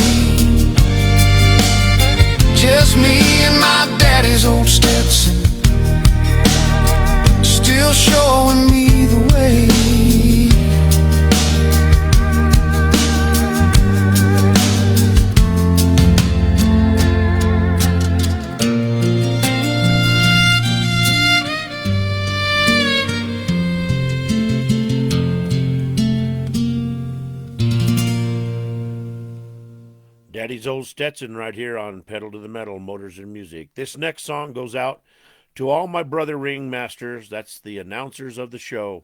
This one goes out to you guys right here on Pedal to the Metal, Motors and Music.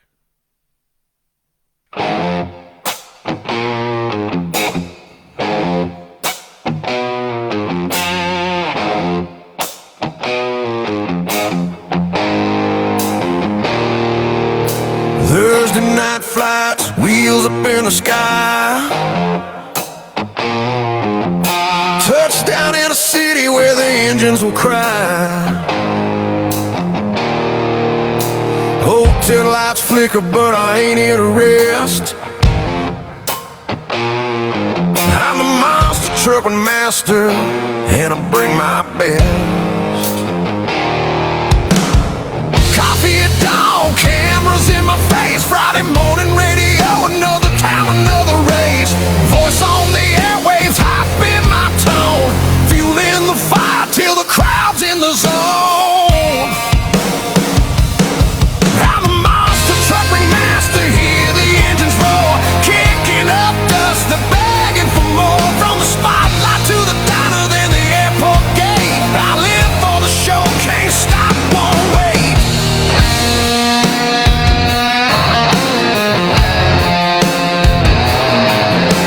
Late night dinners when the lights go down.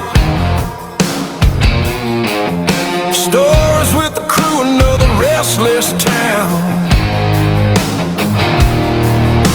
4 hours of sleep, then I'm back on track.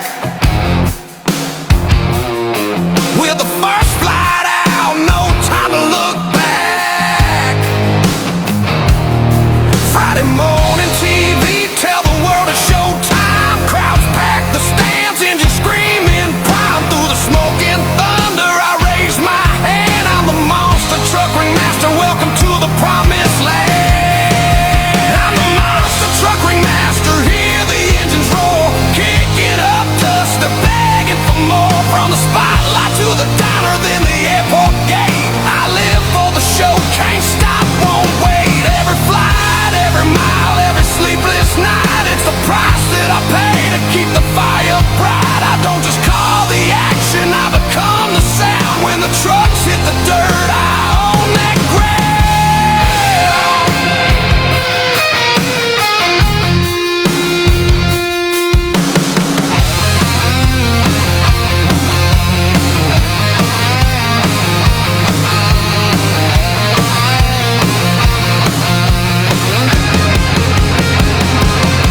I'm the monster truck ringmaster, thunder in my veins. High octane living, racing through the chains. From the late night grind to the morning plane, I'll do it all again, that's the life I claim.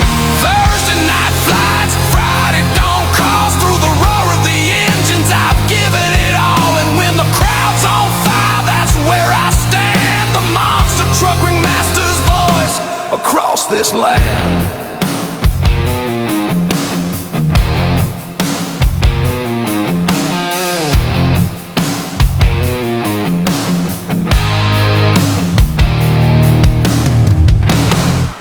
There you go, Monster Truck Ringmaster right here. The next one goes out to all my brothers and sisters that drive up and down the road, putting shows on. They never get to go home. They're out from the road for a couple weeks, driving them monster trucks around and late nights and different things like that. This is called Life on the Road. It's about a monster truck driver. We'll be right back here on Pedal to the Metal, Motors and Music.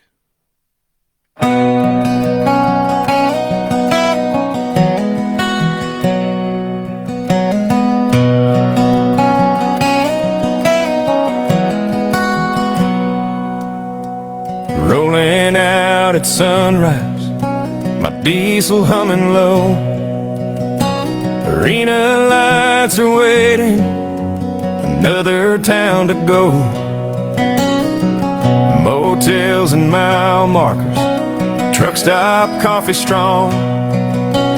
Crowds will cheer for minutes, but the road goes on so long. It's life on the road, behind the wheel and steel, living for the thunder, the roar is all I feel. From the sleeper to the spotlight, it's the only life I know. But I'm missing home and family each mile I go.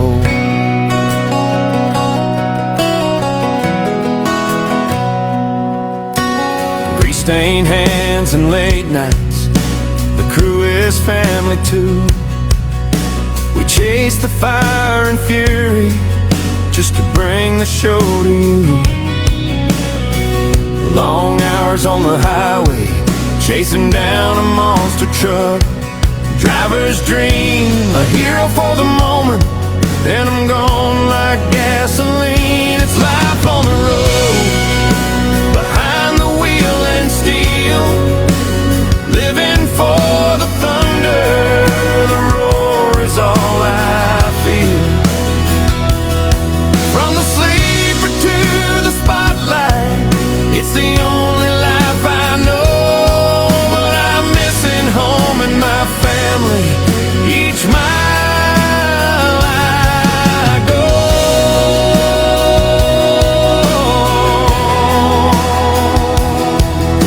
The crowd don't see the silence when the engine's cooling down, or the calls I miss from my family at midnight when I'm not around. But when that starter drops the flag and the monster truck comes alive, for a heartbeat I remember why I drive. It's life on the road, behind the wheel and steel, living for the thunder. The roar is all I feel. From the sleeper to the spotlight, it's the only life I know. And I'm missing my home and my family. Now it's time for another show.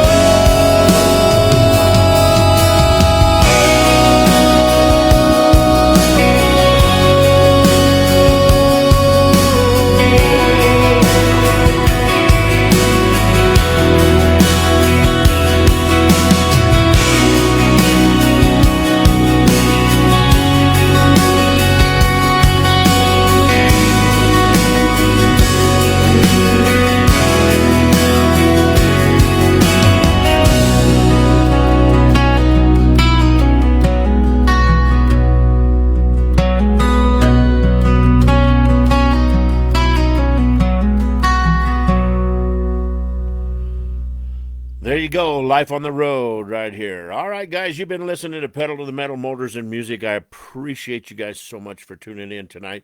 Don't forget, Sunday, Larry Swim, one of the bad boys of the Bigfoot world, going to be on the show right here. We have a great history together. Should be a fun show. A lot of laughing, and we might do a little bit of crying because we both lost our buddy. Of course, we all lost our buddy, Dan Runte, but we were so close with him and stuff like that. But we're going to do another tribute show for Dan this summer. Just asked Larry the other day when I asked him to be on the show, and he said, I'm just not ready to do one. Are you? And I said, no, not really. So that'll be maybe sometime this summer, but this is going to be a good one this week, this Sunday. So make sure you tune in. It's always Mountain Standard Time. We start at 6 p.m. with the music that I write, and then we start at 7:15 with the interviews, and we have a good time. So thank you for everybody that tuned in tonight. The new ones, welcome. Please come back. Tell your family, tell your friends, and please make yourself known when you get in there. Tell us hi. So we're going to call it an evening right here, and this is what it's all about. Telling stories about monster trucks and hot rods and different things like that. So peace out. I love you guys. We'll talk to you later. Bye-bye. All right, everyone, that's going to wrap it up for this episode of Pedal to the Metal. I want to send out a huge thank you to each and every one of you for tuning in and supporting the show. I also want to thank all of our amazing sponsors. You're the ones that help keep the wheels turning, and we truly appreciate you. Be sure to join us every Wednesday and Sunday. We kick things off with music at 6 p.m. each night, and the full show starts at 7 p.m. Mountain Standard Time. Until next time, keep the pedal down, heads high, and we'll see you at the next show.